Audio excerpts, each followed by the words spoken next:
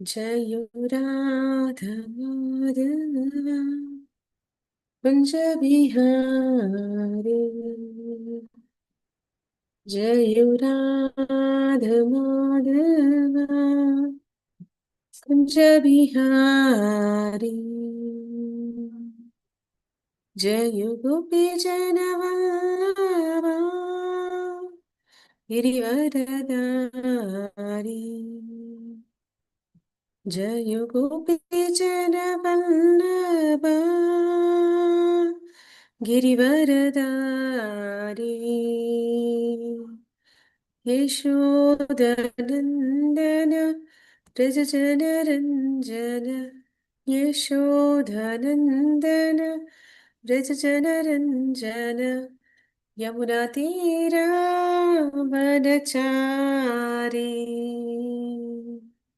यमुनातीरावनचारी।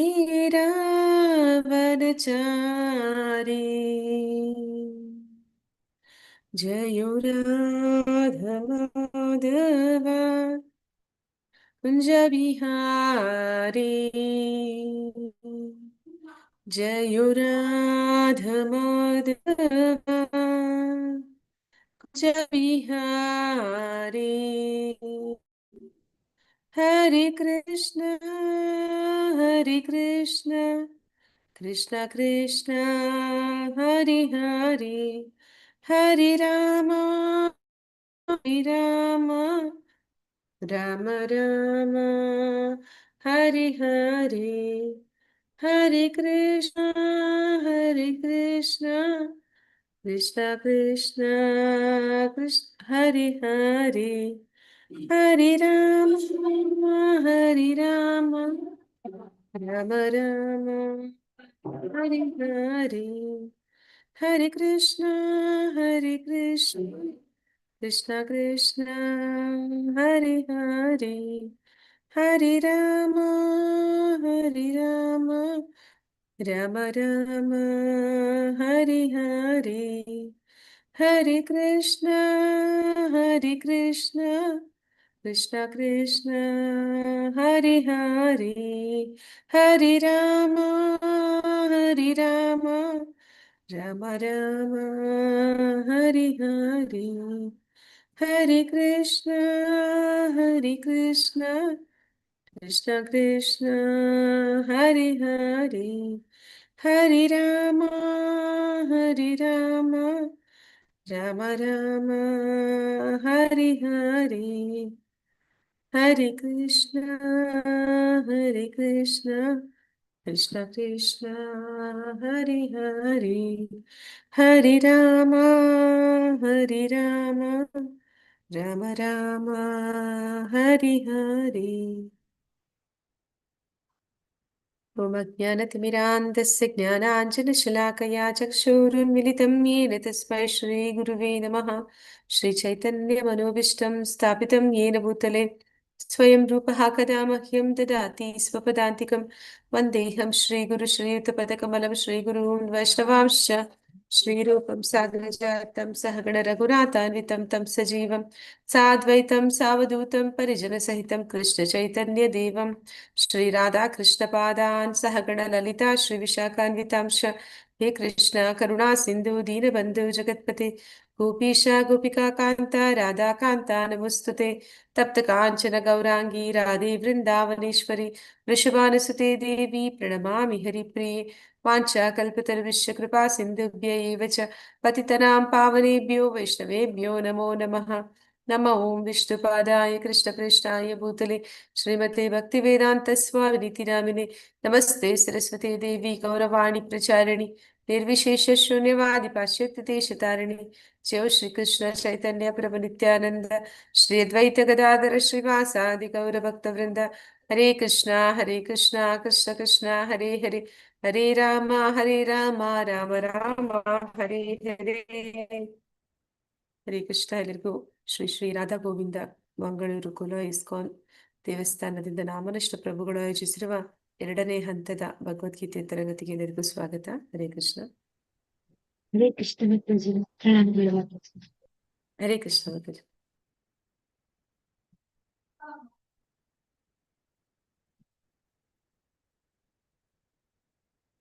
ಎರಡನೇ ಹಂತದ ಒಂದು ಅಧ್ಯಯನಕ್ಕೆ ಎಲ್ಲರಿಗೂ ಸ್ವಾಗತ. ಇವತ್ತಿನಿಂದ ನಾವು ಆಳವಾದ ಅಧ್ಯಯನವನ್ನು ಮಾಡ್ಲಿಕ್ಕಿದ್ದೀವಿ. ಇವತ್ತಿನ ಮೊದಲನೇ ಅಧ್ಯಾಯ ಕುರುಕ್ಷೇತ್ರದ ರಣರಂಗದಲ್ಲಿ ಸೇನಾವಲೋಕನ, ಅಥವಾ ಇದನ್ನ ಅರ್ಜುನ ವಿಷಾದ ಯೋಗ ಅಂತಲೂ ಕೂಡ ಕರೀತಾರೆ. ಈ ಒಂದು ರಣರಂಗದಲ್ಲಿ ಸೇನಾವಲೋಕನ ಅಂತಂದ್ರೆ ಈ ಅಧ್ಯಾಯದಲ್ಲಿ ನಾವು ನೋಡ್ತೀವಿ ಎರಡು ಅಂದ್ರೆ ಇಬ್ಬರು ಸೇನಾವಲೋಕನವನ್ನ ಮಾಡ್ತಾರೆ. ಮೊದಲನೇದಾಗಿ ದುರ್ಯೋಧನ ಮಾಡ್ತಾನೆ, ನಂತರ ಅರ್ಜುನ ಮಾಡ್ತಾನೆ. ಅಂದ್ರೆ ಅವರಿಬ್ಬರ ಸೇನಾವಲೋಕನದಲ್ಲಿ ಇರುವಂತಹ ಒಂದು ವ್ಯತ್ಯಾಸವನ್ನ ನಾವು ನೋಡ್ತೀವಿ. ಅವರ ಮನಸ್ಥಿತಿ ಅದರಲ್ಲಿ ನಾವು ತಿಳಿಲಿಕ್ಕೆ ಸಾಧ್ಯ ಆಗುತ್ತೆ.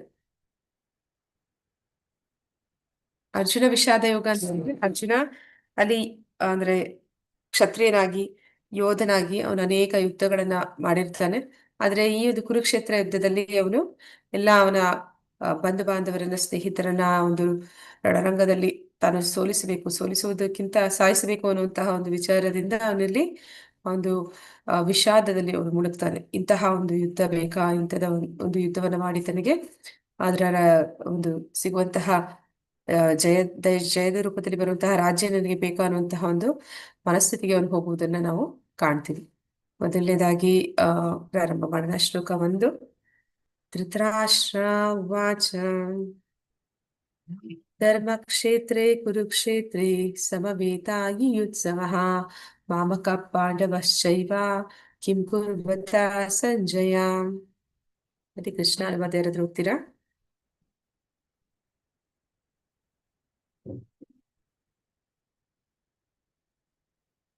ಹರೇ ಕೃಷ್ಣ.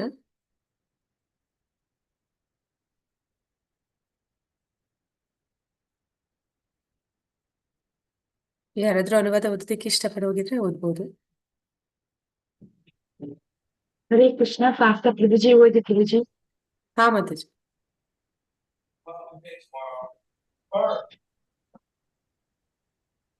ಮಾತಾಜಿ ಓದ್ಲಾ?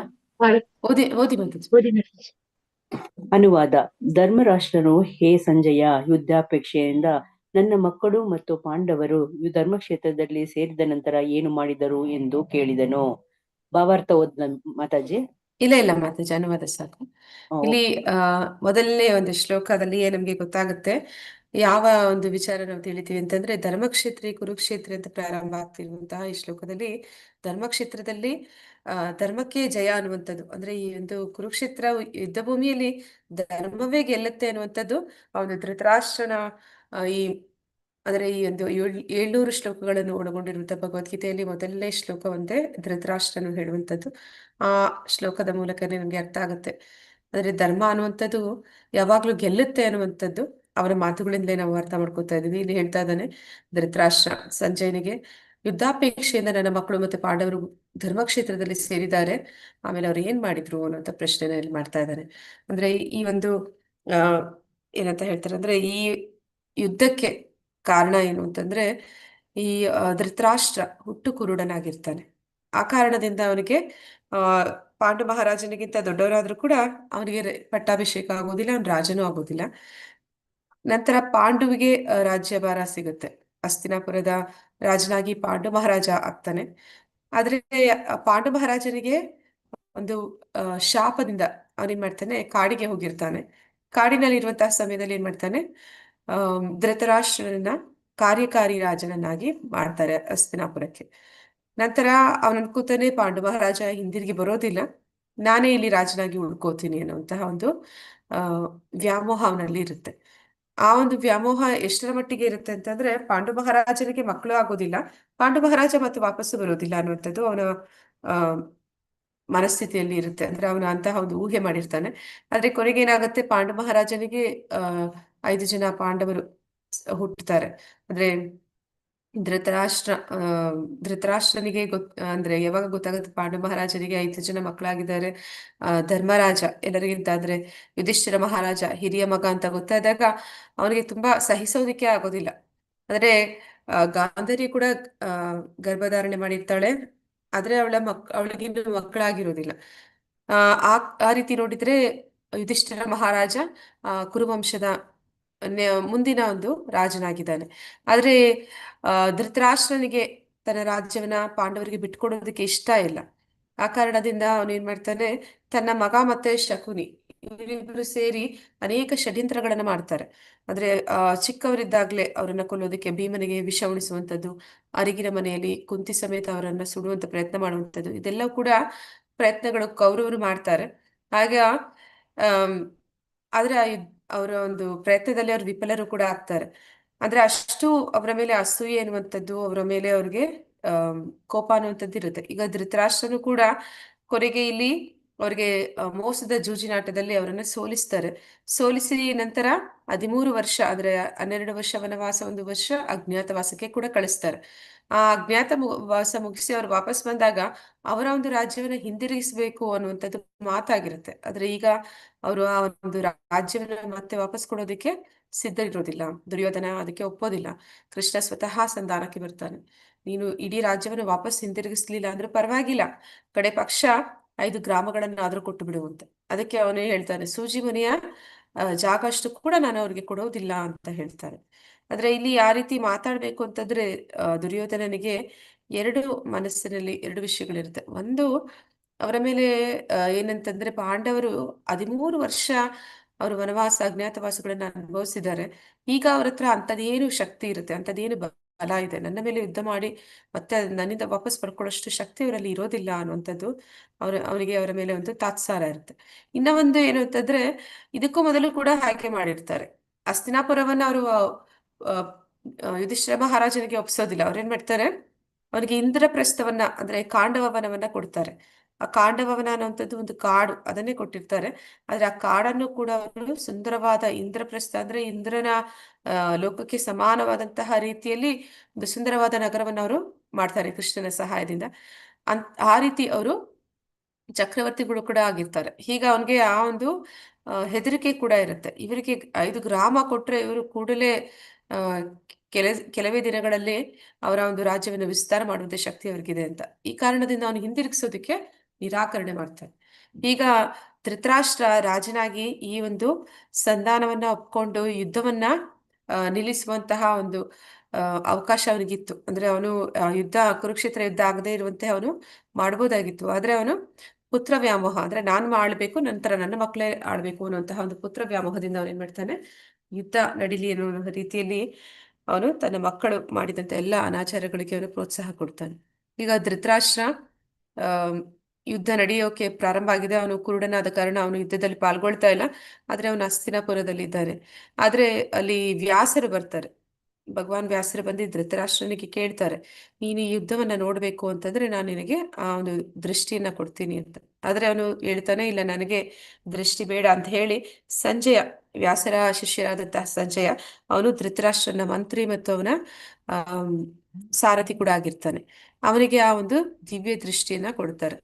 ಅಂದ್ರೆ ಅವ್ರಿಗೆ ಯಾವ ರೀತಿ ದಿವ್ಯ ದೃಷ್ಟಿ ಅಂದ್ರೆ, ಈಗ ನಾವು ಝೂಮ್ ಮೀಟಿಂಗ್ ಅಲ್ಲಿ ಎಲ್ಲೆಲ್ಲೋ ನಾವು ಕೂತ್ಕೊಂಡು ಒಂದು ಕಡೆ ಒಂದು ಮೀಟಿಂಗ್ ನ ಮೂಲಕ ನಾವು ಸೇರ್ತಾ ಇದೀವಿ, ಮಾತಾಡ್ತಾ ಇದೀವಿ, ಒಬ್ಬರನ್ನೊಬ್ರು ನೋಡ್ತಾ ಇದೀವಿ. ಹಾಗೆ ಆ ವ್ಯಾಸರ ಒಂದು ದಿವ್ಯ ದೃಷ್ಟಿಯ ಕಾರಣದಿಂದ ಹಸ್ತಿನಾಪುರದಲ್ಲಿ ಆ ಒಂದು ಸ್ಥಳದಲ್ಲಿ ಇದ್ದಂತೆಯೇ ಅವರು ಕುರುಕ್ಷೇತ್ರದಲ್ಲಿ ನಡೀತಿರುವಂತಹ ಯುದ್ಧ ಭೂಮಿಯಲ್ಲಿ ನಡೀತಿರುವಂತಹ ಎಲ್ಲ ಒಂದು ಸಂದರ್ಭಗಳನ್ನು ವೀಕ್ಷಣೆ ಮಾಡುವಂಥದ್ದು, ಮತ್ತೆ ಅಲ್ಲಿ ನಡೀತಿರುವಂತಹ ಎಲ್ಲ ಸಂಭಾಷಣೆಗಳನ್ನ ಕೇಳುವಂಥದ್ದು, ಅಂತಹ ಒಂದು ಅವಕಾಶ ಅಲ್ಲಿ ವ್ಯಾಸರು ಸಂಜಯನಿಗೆ ಕೊಟ್ಟಿದ್ದಾರೆ.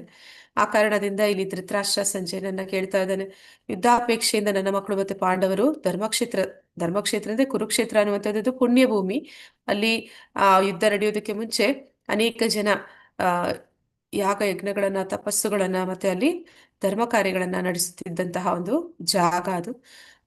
ತಪಸ್ಸುಗಳು ಮತ್ತೆ ಅಲ್ಲಿ ಏನಂತ ಹೇಳ್ತಾರೆ, ಯಾತ್ರಾರ್ಥಿಗಳು ಅಲ್ಲಿಗೆ ಬರ್ತಾ ಇದ್ರು, ಅಂತಹ ಒಂದು ಕ್ಷೇತ್ರ ಅದು. ಈಗ ಅಂತ ಕ್ಷೇತ್ರದಲ್ಲಿ ಯುದ್ಧಕ್ಕೆ ಇವರು ಎಲ್ಲರೂ ಸೇರಿದ್ದಾರೆ. ಈಗ ಅಲ್ಲಿ ಅವರು ಏನ್ ಮಾಡಿದ್ರು ಅಂತಲ್ಲಿ ಪ್ರಶ್ನೆ ಮಾಡ್ತಾ ಇದ್ದಾನೆ. ಅಂದ್ರೆ ಅವನಿಗೂ ಕೂಡ ಗೊತ್ತಾಗಿದೆ, ಅಂದ್ರೆ ಈ ಒಂದು ಕ್ಷೇತ್ರ ಅಂದ್ರೆ ಕುರುಕ್ಷೇತ್ರ ಅನ್ನುವಂಥದ್ದು ಒಂದು ಧರ್ಮಕ್ಷೇತ್ರ, ಪುಣ್ಯಭೂಮಿ, ಅಲ್ಲಿ ಧರ್ಮಕ್ಕೆ ಜಯ ಅನ್ನುವಂಥದ್ದು. ಅಂದ್ರೆ ಅವನ ಮನಸ್ಸಿನಲ್ಲಿ ಗೊತ್ತಿದೆ, ಎಲ್ಲೋ ಒಂದು ಕಡೆ ಧರ್ಮ ಅನ್ನುವಂಥದ್ದು ಪಾಂಡವರ ಕಡೆಯೇ ಇರೋದ್ರಿಂದ ಪಾಂಡವರಿಗೆ ಗೆಲ್ತಾರೆ ಅನ್ನುವಂಥದ್ದು ಕೂಡ ಅವನ ಒಂದು ಊಹೆ ಆಗಿರುತ್ತೆ.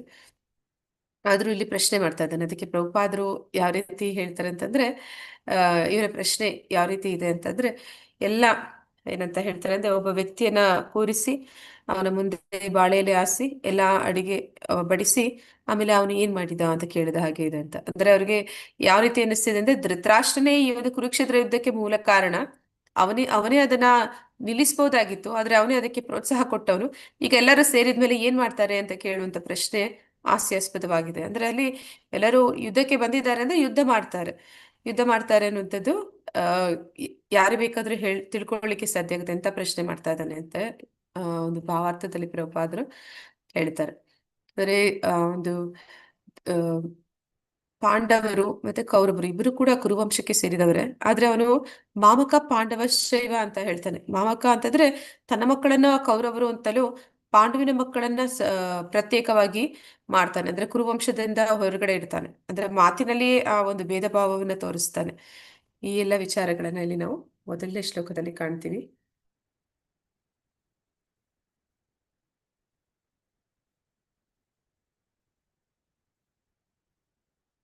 ಶ್ಲೋಕ 2.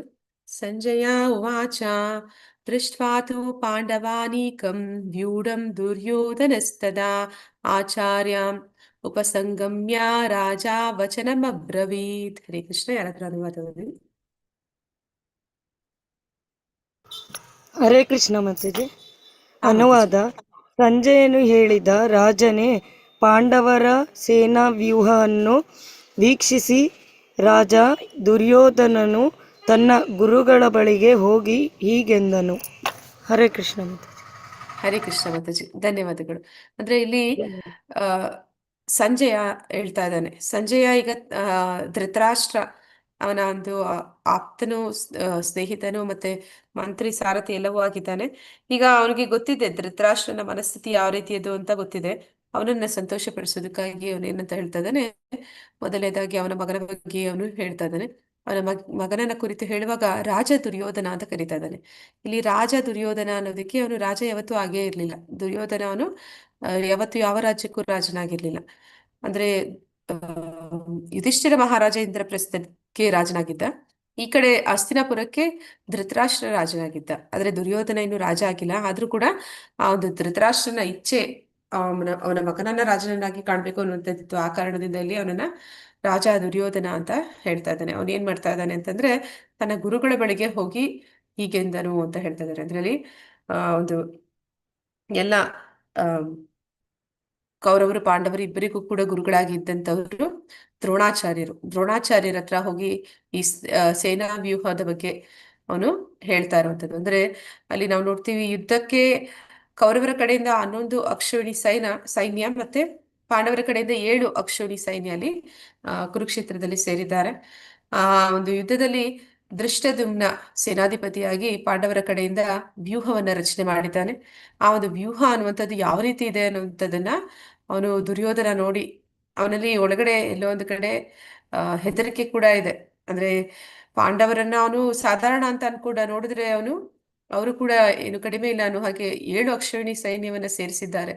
ಈಗ ಯುದ್ಧಕ್ಕೂ ಕೂಡ ಅವರು ಬಂದಿದ್ದಾರೆ, ಸೇನಾ ವ್ಯೂಹವನ್ನ ರಚನೆ ಮಾಡಿದ್ದಾರೆ. ಅದನ್ನೆಲ್ಲ ನೋಡಿ ಅವನು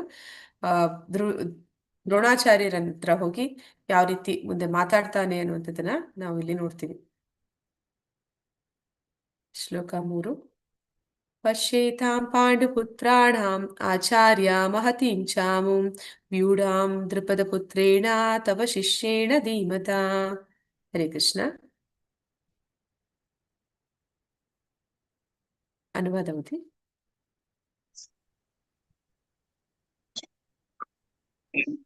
ಹರೇ ಕೃಷ್ಣ ಮಾತಾಜಿ. ಹರೇ ಕೃಷ್ಣ ಮಾತಾಜಿ. ಆಚಾರ್ಯರೇ, ನಿಮ್ಮ ಚತುರ ಶಿಷ್ಯನಾದ ದೃಪದನ ಮಗನು ಕೌಶಲದಿಂದ ವ್ಯೂಹರೂಪವಾಗಿ ರಚಿಸಿರುವ ಈ ಪಾಂಡವ ಸೈನ್ಯವನ್ನು ನೋಡಿ. ಧನ್ಯವಾದಗಳು ಮಾತಾಜಿ. ಅಂದ್ರೆ ಇಲ್ಲಿ ಅವನು ದೃಪದನ ಮಗ ಅಂತ ಕರೀತಾ ಇದ್ದಾನೆ, ದೃಷ್ಟದ್ಯುಮ್ನನ. ಅಂದ್ರೆ ಅವನೀಗ ಸೇನಾಧಿಪತಿಯಾಗಿದ್ದಾನೆ. ಆಚಾರ್ಯರು ಅಂದ್ರೆ ದ್ರೋಣಾಚಾರ್ಯರ ಬಗ್ಗೆ ಹೇಳ್ತಿರುವಂತದ್ದು, ಅವರನ್ನು ಕುರಿತು ಹೇಳ್ತಿರುವಂತದ್ದು. ಅವನು ಹೇಳ್ತಾ ಇದ್ದಾನೆ, ಪಾಂಡವರ ಕಡೆಯಿಂದ ದೃಷ್ಟದ್ಯುಮ್ನ ಅದು ನಿಮ್ಮ ಶಿಷ್ಯನೇ ಅಂತ ಇಲ್ಲಿ ಹೇಳ್ತಾ ಇದ್ದಾನೆ. ಅಂದ್ರೆ ಈ ಒಂದು ಕಥೆಯನ್ನ ನಾವು ತಿಳ್ಕೊಂಡಿದೀವಿ. ಅಂದ್ರೆ ಏನಂದ್ರೆ, ದ್ರೋಣಾಚಾರ್ಯರು ಮತ್ತೆ ದೃಪದ ಅವರಿಬ್ರು ಕೂಡ ಹೇಗೆ ಕೃಷ್ಣ ಮತ್ತೆ ಸುಧಾಮ ಬಾಲ್ಯದಲ್ಲಿ ಗುರುಕುಲದಲ್ಲಿ ಸ್ನೇಹಿತರಾಗಿದ್ರೋ, ಅದೇ ರೀತಿ ದ್ರೋಣಾಚಾರ್ಯರು ಮತ್ತೆ ದೃಪದ ಅವರಿಬ್ಬರು ಕೂಡ ಬಾಲ್ಯದಲ್ಲಿ ಗುರುಕುಲದಲ್ಲಿ ಸ್ನೇಹಿತರಾಗಿ ಇರ್ತಾರೆ. ಆ ಒಂದು ಸ್ನೇಹ ಎಷ್ಟು ಗಾಢವಾಗಿತ್ತು ಅಂತಂದ್ರೆ, ಒಮ್ಮೆ ದೃಪದ ಏನ್ ಹೇಳ್ತಾನೆ ಅಂದ್ರೆ ದ್ರೋಣಾಚಾರ್ಯರಿಗೆ, ಮುಂದೆ ನಾನು ರಾಜ ಆಗ್ತೀನಿ, ಆಗ ನಾನು ನಿನಗೆ ನನ್ನ ಅರ್ಧ ರಾಜ್ಯವನ್ನ ನಿನಗೆ ಕೊಡ್ತೀನಿ. ಅಷ್ಟೊಂದು ಪ್ರೀತಿ ಸ್ನೇಹ ಅವರಲ್ಲಿ ಇರುತ್ತೆ. ಆ ಕಾರಣಕ್ಕೆ ಆಗಿ ಅವನು ಆ ರೀತಿ ಹೇಳ್ತಾರೆ. ಏನಾಗುತ್ತೆ ಅಂದ್ರೆ ಕೊನೆಗೆ ದೃಪದ ರಾಜನಾಗ್ತಾನೆ. ದ್ರೋಣಾಚಾರ್ಯರು ಬಡ ಬ್ರಾಹ್ಮಣರಾಗಿರ್ತಾರೆ. ಅವರೆಷ್ಟು ಬಡತನದಲ್ಲಿ ಇರ್ತಾರೆ ಅಂತಂದ್ರೆ, ಅವರಿಗೆ ಮಗನಿರ್ತಾನೆ ಅಶ್ವತ್ಥಾಮ. ಅವನಿಗೆ ಒಂದು ಸಲ ಏನಾಗುತ್ತೆ ಅಂದ್ರೆ ಅವರ ಸ್ನೇಹಿತರ ಜೊತೆಗೂಡಿ ಅವನು ಹಾಲು ಹಾಲು ಕುಡಿದು ಬರ್ತಾನೆ. ಕುಡಿದು ಒಂದು ಸವಿ ಅದನ್ನ ರುಚಿ ನೋಡಿ ಅವನು ಬಂದು ಹಠ ಮಾಡ್ತಾನೆ ತಂದೆ ತಾಯಿ ಹತ್ರ, ನನಗೆ ಹಾಲು ಬೇಕು ಅಂತ ಹೇಳಿ. ಆಗ ದ್ರೋಣಾಚಾರ್ಯರಿಗೆ ತುಂಬಾ ಬೇಸರ ಆಗತ್ತೆ. ಮಗನಿಗೆ ಹಾಲು ಕೊಡೋದಕ್ಕೆ ಅವ್ರ ಹತ್ರ ಹಸು ಕೂಡ ಇರೋದಿಲ್ಲ. ಅದಕ್ಕಾಗಿ ಅವರ ಬಡತನದಿಂದ ಅವರು ತುಂಬಾ ಬೇಸತ್ತು ಹೋಗಿರ್ತಾರೆ. ಆಗ ಆಮ್, ಏನ್ ಮಾಡ್ತಾರೆ, ಆ ದ್ರೋಣಾಚಾರ್ಯರು ತನ್ನ ಒಂದು ಸ್ನೇಹ ನೆನಪಿಸ್ಕೊಂಡು ದೃಪದನ ಹತ್ರ ಹೋಗಿ ಸಹಾಯ ಕೇಳೋದಕ್ಕೆ ಹೋಗ್ತಾನೆ. ಒಂದು ಹಸುವನ್ನ ಬೇಡಿ ಹೋಗ್ತಾನೆ. ಹೋದಾಗ ಅವನು ಆ ಒಂದು ರಾಜ್ಯಭಾರದಲ್ಲಿ ದೃಪದ ರಾಜನಾಗಿದ್ದಾನೆ. ಅವನ ಮುಂದೆ ಅವನು ತನ್ನ ಸ್ನೇಹದ ಒಂದು ನೆನಪನ್ನ ಹೇಳ್ತಾ, ನನಗೆ ನೀನು ಈ ರೀತಿ ಅರ್ಧ ರಾಜ್ಯ ಕೊಡ್ತೀನಿ ಅಂತ ಹೇಳಿದ್ದೆ, ನನಗೆ ಈಗೊಂದು ಹಸುವನ್ನ ದಾನವಾಗಿ ಕೊಡು, ನನ್ನ ಮಗನಿಗೆ ಆ ಹಾಲನ್ನು ಕೊಡ್ಲಿಕ್ಕೆ ಅಂತ ಕೇಳ್ತಾನೆ. ಆಗ ದೃಪದ ಏನ್ ಮಾಡ್ತಾನೆ, ನೀನೊಬ್ಬ ಬಡ ಬ್ರಾಹ್ಮಣನಾಗಿ ನನ್ನ ಮುಂದೆ ಭಿಕ್ಷೆ ಬಿಡ್ಬೋದು, ಆದ್ರೆ ನನ್ನ ಹತ್ರ ಬಂದು ಅರ್ಧ ರಾಜ್ಯ ನಾನು ಕೊಡ್ತೀನಿ ಅಂತ ಹೇಳಿದೆ ಅಂತೆಲ್ಲ ಮಾತಾಡ್ತಾ ಇದೀಯ. ನಾನ್ ನಿನಗೆ ಏನನ್ನು ಕೊಡೋದಿಲ್ಲ, ನೀನ್ ಇಲ್ಲಿಂದ ಹೊರಟು ಹೋಗುವಂತ ಅವನಿಗೆ ಅವಮಾನ ಮಾಡಿ ಅಲ್ಲಿಂದ ಕಳಿಸ್ಬಿಡ್ತಾನೆ. ಆಗ ದ್ರೋಣಾಚಾರ್ಯರಿಗೆ ತುಂಬಾ ಅವಮಾನ ಆದ ಕಾರಣ ಅವನು ಬೇಸರ ಪಟ್ಕೊಂಡಿರ್ತಾರೆ. ಆಮೇಲೆ ಏನಾಗತ್ತೆ ಅಂತಂದ್ರೆ, ಯಾವಾಗ ಆಮ್, ಕೌರವರು ಅಂದ್ರೆ ಈ ಕುರುವಂಶದ ಮಕ್ಕಳು ಯಾರೆಲ್ಲ ಇದ್ದಾರೆ, ಪಾಂಡವರು, ಕೌರವರು, ಅವರೆಲ್ಲರಿಗೂ ಕೂಡ ಗುರುಗಳಾಗಿ ಅವರು ಧನುರ್ವಿದ್ಯೆಯನ್ನ ತಿಳಿಸ್ಕೊಡ್ತಾರೆ, ಅವ್ರಿಗೆಲ್ಲ ಜ್ಞಾನವನ್ನು ಕೊಡ್ತಾರೆ. ನಂತರ ಒಂದು ಗುರುದಕ್ಷಿಣೆಯಾಗಿ ಅವರಿಂದ ಏನನ್ನ ಕೇಳ್ತಾರೆ ಅಂತಂದ್ರೆ, ದೃಪದನನ್ನ ಸೋಲಿಸಬೇಕು ಅಂತಹ ಶಿಷ್ಯರು ಅವ್ರಿಗೆ ಗುರುದಕ್ಷಿಣೆ ಕೊಟ್ಟ ಹಾಗೆ ಅಂತ ಹೇಳ್ತಾರೆ. ಆಗ ಏನ್ ಮಾಡ್ತಾರೆ, ಈ ಕೌರವರೆಲ್ಲ ಹೋಗಿ ದೃಪದನನ್ನ ಸೆರೆ ಹಿಡಿಯೋದಕ್ಕೆ ಪ್ರಯತ್ನ ಪಡ್ತಾರೆ. ಅವರಿಂದ ಆಗೋದಿಲ್ಲ. ಕೊನೆಗೆ ಪಾಂಡವರು ಹೋಗಿ ದೃಪದನನ್ನ ಸೆರೆ ಹಿಡಿತಾರೆ, ಸೋಲಿಸ್ತಾರೆ. ಆ ಯುದ್ಧದಲ್ಲಿ ಸೋತ ಮೇಲೆ ದ್ರೋಣಾಚಾರ್ಯರು ಏನ್ ಮಾಡ್ತಾರೆ, ಈಗ ನಿನ್ನ ಒಂದು ರಾಜ್ಯಕ್ಕೆ ನಾನು ರಾಜ ಆಗಿದ್ದೀನಿ, ಈ ರಾಜ್ಯ ನನ್ನದಾಯ್ತು ಈಗ. ಆದ್ರೆ ನೀನ್ ನನ್ನ ಸ್ನೇಹವನ್ನ ಅವಮಾನ ಪಡಿಸಿದ್ಯಾ, ಆದ್ರೆ ಅದನ್ನ ನಾನು ಮರ್ತಿಲ್ಲ. ತಗೋ, ಅರ್ಧ ರಾಜ್ಯವನ್ನ ನಾನು ನಿನಗೆ ಕೊಡ್ತಾ ಇದ್ದೀನಿ, ಅರ್ಧ ರಾಜ್ಯವನ್ನ ಮಾತ್ರ ನಾನು ಅಶ್ವತ್ಥಾಮನಿಗೆ ಕೊಡ್ತೀನಿ ಅಂತ ಹೇಳ್ತಾನೆ. ಆಗ ತುಂಬಾ ಅವಮಾನಗೊಂಡಂತಹ ದೃಪದ ಏನ್ ಮಾಡ್ತಾನೆ, ಅವನೊಂದು ಯಜ್ಞವನ್ನ ಮಾಡ್ತಾನೆ. ಎಂತಹ ಒಂದು ಯಜ್ಞ ಅಂತಂದ್ರೆ, ಆ ಯಜ್ಞದ ಮೂಲಕ ಅವನ ಅಂದ್ರೆ ಇದು ದೃಷ್ಟದ್ಯುಮ್ನ ಅನ್ನುವಂತಹ ಮಗನನ್ನ ಪಡಿತಾನೆ. ಅಂದ್ರೆ ಅವನು ಮಗುವಾಗಿ ಬರುವಂತದ್ದಲ್ಲ, ಯಜ್ಞದಲ್ಲಿ ಆ ಒಂದು ಪುರುಷ ಅಂದ್ರೆ ಒಂದು ಯುವಕನಾಗಿಯೇ ಬರ್ತಾನೆ. ಅದೇ ರೀತಿ ಒಬ್ಬ ಮಗಳು ದ್ರೌಪದಿ, ಅವಳು ಕೂಡ ಒಂದು ಯುವತಿಯಾಗಿಯೇ ಬರ್ತಾಳೆ. ಅಂದ್ರೆ ದೃಷ್ಟದ್ಯುಮ್ನ ಆ ದ್ರೋಣಾಚಾರ್ಯರನ್ನ ಕೊಲ್ಲುವಂತಹ ಮಗ ಬೇಕು ಅನ್ನುವಂತಹ ಒಂದು ಉದ್ದೇಶದಿಂದ ಯಜ್ಞವನ್ನು ಮಾಡಿದ ಕಾರಣ ಅವನು ಅವತರಿಸ್ತಾನೆ. ನಂತರ ದ್ರೌಪದಿಯನ್ನ ಏನ್ ಮಾಡ್ತಾನೆ, ತನ್ನನ್ನ ಸೋಲಿಸಿದಂತಹ ಆ ಅರ್ಜುನ, ಅವನು ನನ್ನ ಮಗನಾಗ್ಲಿಕ್ಕೆ ಸಾಧ್ಯ ಇಲ್ಲ, ನನ್ನ ಅಳಿಯನನ್ನಾಗಿ ಮಾಡ್ಕೋಬೇಕು ಅನ್ನುವಂತಹ ಒಂದು ಇಚ್ಛೆ ಅವನಿಗೆ ಇದೆ. ಈಗ ಆ ನಂತರ ಏನಾಗುತ್ತೆ ಅಂತಂದ್ರೆ, ಅದೇ ದೃಷ್ಟದ್ಯುಮ್ನನ್ನ ದ್ರೋಣಾಚಾರ್ಯರು ಸಾರಿ ದೃಪದ ಮಹಾರಾಜ ದ್ರೋಣಾಚಾರ್ಯರ ಹತ್ರನೇ ಯುದ್ಧ ಕಲೆಯನ್ನ ಕಲಿಯೋದಕ್ಕೆ ಶಿಷ್ಯನಾಗಿ ಕಳಿಸ್ಕೊಡ್ತಾನೆ. ಆದ್ರೆ ದ್ರೋಣಾಚಾರ್ಯರಿಗೆ ಗೊತ್ತಿದೆ ದೃಪದ ತನ್ನನ್ನ ಕೊಲ್ಲೋದಕ್ಕಾಗಿ ಹುಟ್ಟಿರುವಂತವನು ಅಂತ. ಆದ್ರೆ ಅವನು ಎಷ್ಟು ಉದಾರ ಮನಸ್ಸಿನ ಬ್ರಾಹ್ಮಣನಾಗಿರ್ತಾನೆ ಅಂತಂದ್ರೆ, ಎಲ್ಲರೂ ಒಂದಲ್ಲ ಒಂದು ದಿನ ಸಾಯ್ತಾರೆ, ಅದಕ್ಕೆ ಇವನೊಂದು ಕಾರಣ ಅಷ್ಟೇ ಅಂತ ಹೇಳಿ ಅವನಿಗೆ ಎಲ್ಲಾ ರೀತಿಯ ಒಂದು ಯುದ್ಧದ ಒಂದು ಕಲೆಯನ್ನ, ಆ ಒಂದು ಕುಶಲತೆಯನ್ನ ಅವನಿಗೆ ತಿಳಿಸ್ಕೊಟ್ಟಿರ್ತಾನೆ. ಈಗ ಅದನ್ನ ಇಲ್ಲಿ ಬೆಟ್ಟು ಮಾಡಿ ತೋರಿಸ್ತಾ ಇದ್ದಾನೆ. ಅದನ್ನ ಅವನು ದ್ರೋಣಾಚಾರ್ಯರಿಗೆ ಹೇಳ್ತಾ ಇದ್ದಾನೆ. ಅಂದ್ರೆ ಅವರಿಗೆ ಮೂದಲಿಸ್ತಾ ಇದ್ದಾನೆ, ನೋಡಿ ನೀವು ತುಂಬಾ ಉದಾರ ಗುಣ ಇರುವಂತಹ ಬ್ರಾಹ್ಮಣರು, ನಿಮ್ಮ ಉದಾರತನದಿಂದ ಈಗ ನಿಮ್ಮ ಶಿಷ್ಯನಾದವನು, ಅಂದ್ರೆ ನೀವ್ ಯಾರಿಗೆ ಯುದ್ಧ ಕಲೆ ಕಳ್ಸ್ಕೊಟ್ರಿ, ಅವನೇ ಈಗ ನಿಮ್ಮ ವಿರುದ್ಧವಾಗಿ ವ್ಯೂಹವನ್ನ ರಚನೆ ಮಾಡಿ ಯುದ್ಧಕ್ಕೆ ಬಂದಿದ್ದಾನೆ ಅಂತ ಇಲ್ಲಿ ಹೇಳ್ತಾ ಇದ್ದಾರೆ. ಅವನನ್ನ ನೇರವಾಗಿ ದೃಷ್ಟದ್ಯುಮ್ನ ಅಂತ ಹೇಳಿದಿರಾ, ಆ ಒಂದು ಶತ್ರು ಭಾವನೆಯನ್ನ ಅಂದ್ರೆ ಒಡೆದೆಬ್ಬಿಸ್ಬೇಕು ಅನ್ನೋ ಒಂದು ರಾಜಕೀಯ ರೀತಿಯಲ್ಲಿ ಅವನು ಏನ್ ಮಾಡ್ತಾ ಇದ್ದಾನೆ, ದೃಪದನ ಮಗ ಅಂತ ಅವನನ್ನ ಕರೀತಾ ಇದ್ದಾನೆ. ಹೀಗೆ ಒಂದು ಪಾಂಡವ ಸೈನ್ಯವನ್ನ ಅಲ್ಲಿ ದ್ರೋಣಾಚಾರ್ಯರಿಗೆ ತೋರಿಸ್ತಾ, ಗುರುಗಳನ್ನೇ ಮೂದಲಿಸ್ತಾ, ಅವರನ್ನ ಹೀಯಾಳಿಸ್ತಾ ಈ ರೀತಿ ಮಾತುಗಳನ್ನ ಆಡೋದಕ್ಕೆ ಆ ದುರ್ಯೋಧನ ಪ್ರಾರಂಭ ಮಾಡಿದನು. ಅಂದ್ರೆ ಅವನಿಗೆ ಏನು ಅಂತಂದ್ರೆ, ಈಗ ಅರ್ಜುನ ಕೂಡ, ಪಾಂಡವರು ಕೂಡ ದ್ರೋಣಾಚಾರ್ಯರಿಗೆ ತುಂಬಾ ಪ್ರಿಯವಾದಂತಹ ಶಿಷ್ಯರು. ಆ ಒಂದು ಸ್ನೇಹದಿಂದ ಪ್ರೀತಿಯಿಂದ ಮತ್ತೆ ಈ ಒಂದು ಕುರುಕ್ಷೇತ್ರ ಯುದ್ಧದಲ್ಲಿ ಎಲ್ಲಿ ಅವರಿಗೆ ಅದೇ ಉದಾರತನವನ್ನ ತೋರಿಸಿದ್ರೆ ಏನಾಗುತ್ತೆ, ಇವರು ಕೌರವರು ಸೋಲ್ಬೇಕಾಗುತ್ತೆ. ಅದಕ್ಕೆ ಅವನಿಗೆ ಎಚ್ಚರಿಸ್ತಾ ಇದ್ದಾನೆ, ಅಂತಹ ಒಂದು ಉದಾರತನವನ್ನ ಈಗ ತೋರಿಸ್ಬೇಡ ಅಂತ. ಶ್ಲೋಕ 4. ಅತ್ರ ಶೂರಾ ಮಹೇಶ್ವಾಸ ಭೀಮಾರ್ಜುನ ಸಮಾಯುಧಿ ಯುಯುಧಾನೋ ವಿರಾಟಶ್ಚ ದೃಪದಶ್ಚ ಮಹಾರಥಃ. ಹರೇ ಕೃಷ್ಣ.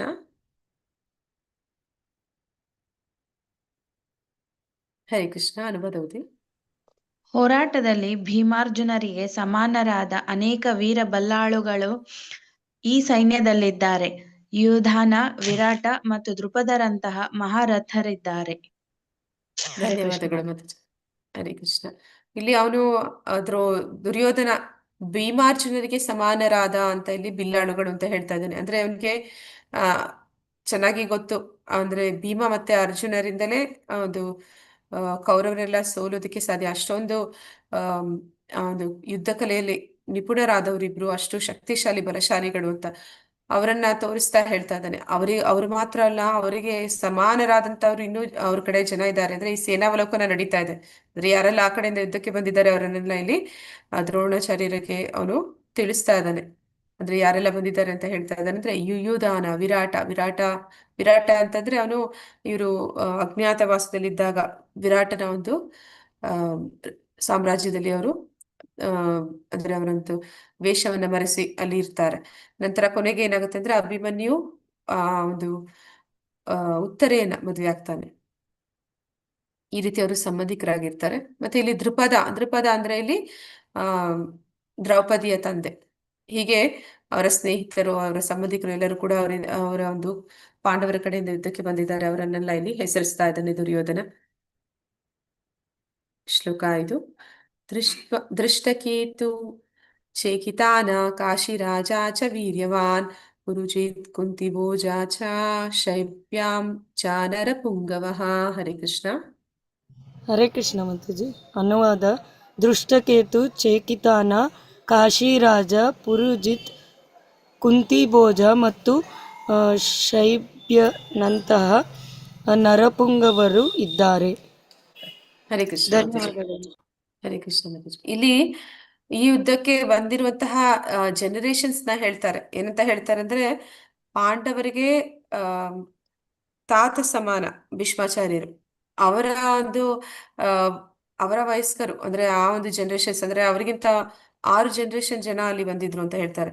ತಾತಂದಿರು, ಇವರ ಮೊಮ್ಮಕ್ಕಳು ಅಲ್ಲಿ ಆ ಮಟ್ಟಕ್ಕೆ ಅಲ್ಲಿ ಒಂದು ಯುದ್ಧದಲ್ಲಿ ಜನ ಸೇರಿದ್ದಾರೆ. ಅವರನ್ನೆಲ್ಲ ಇಲ್ಲಿ ಹೆಸರಿಸ್ತಾ ಇದ್ದಾರೆ. ದೃಷ್ಟಕೇತು, ಚೇಕಿತಾನ, ಕಾಶಿರಾಜ, ಪುರುಜಿತ್, ಕುಂತಿಭೋಜ, ಶೈಬ್ಯ, ಈ ರೀತಿ ಅನೇಕ ಜನ ಆ ಕೌರವರ ಕಡೆಯಿಂದ ಯುದ್ಧಕ್ಕೆ ಇಲ್ಲಿ ಬಂದಿದ್ದಾರೆ. ಅವರೆಲ್ಲರೂ ಕೂಡ ಅರ್ಜುನ ಮತ್ತೆ ಭೀಮನಿಗೆ ಸಮಾನರಾದವರು ಅಂತ ಇಲ್ಲಿ ದುರ್ಯೋಧನ ಹೇಳ್ತಾ ಇದ್ದಾನೆ. ಶ್ಲೋಕ 6.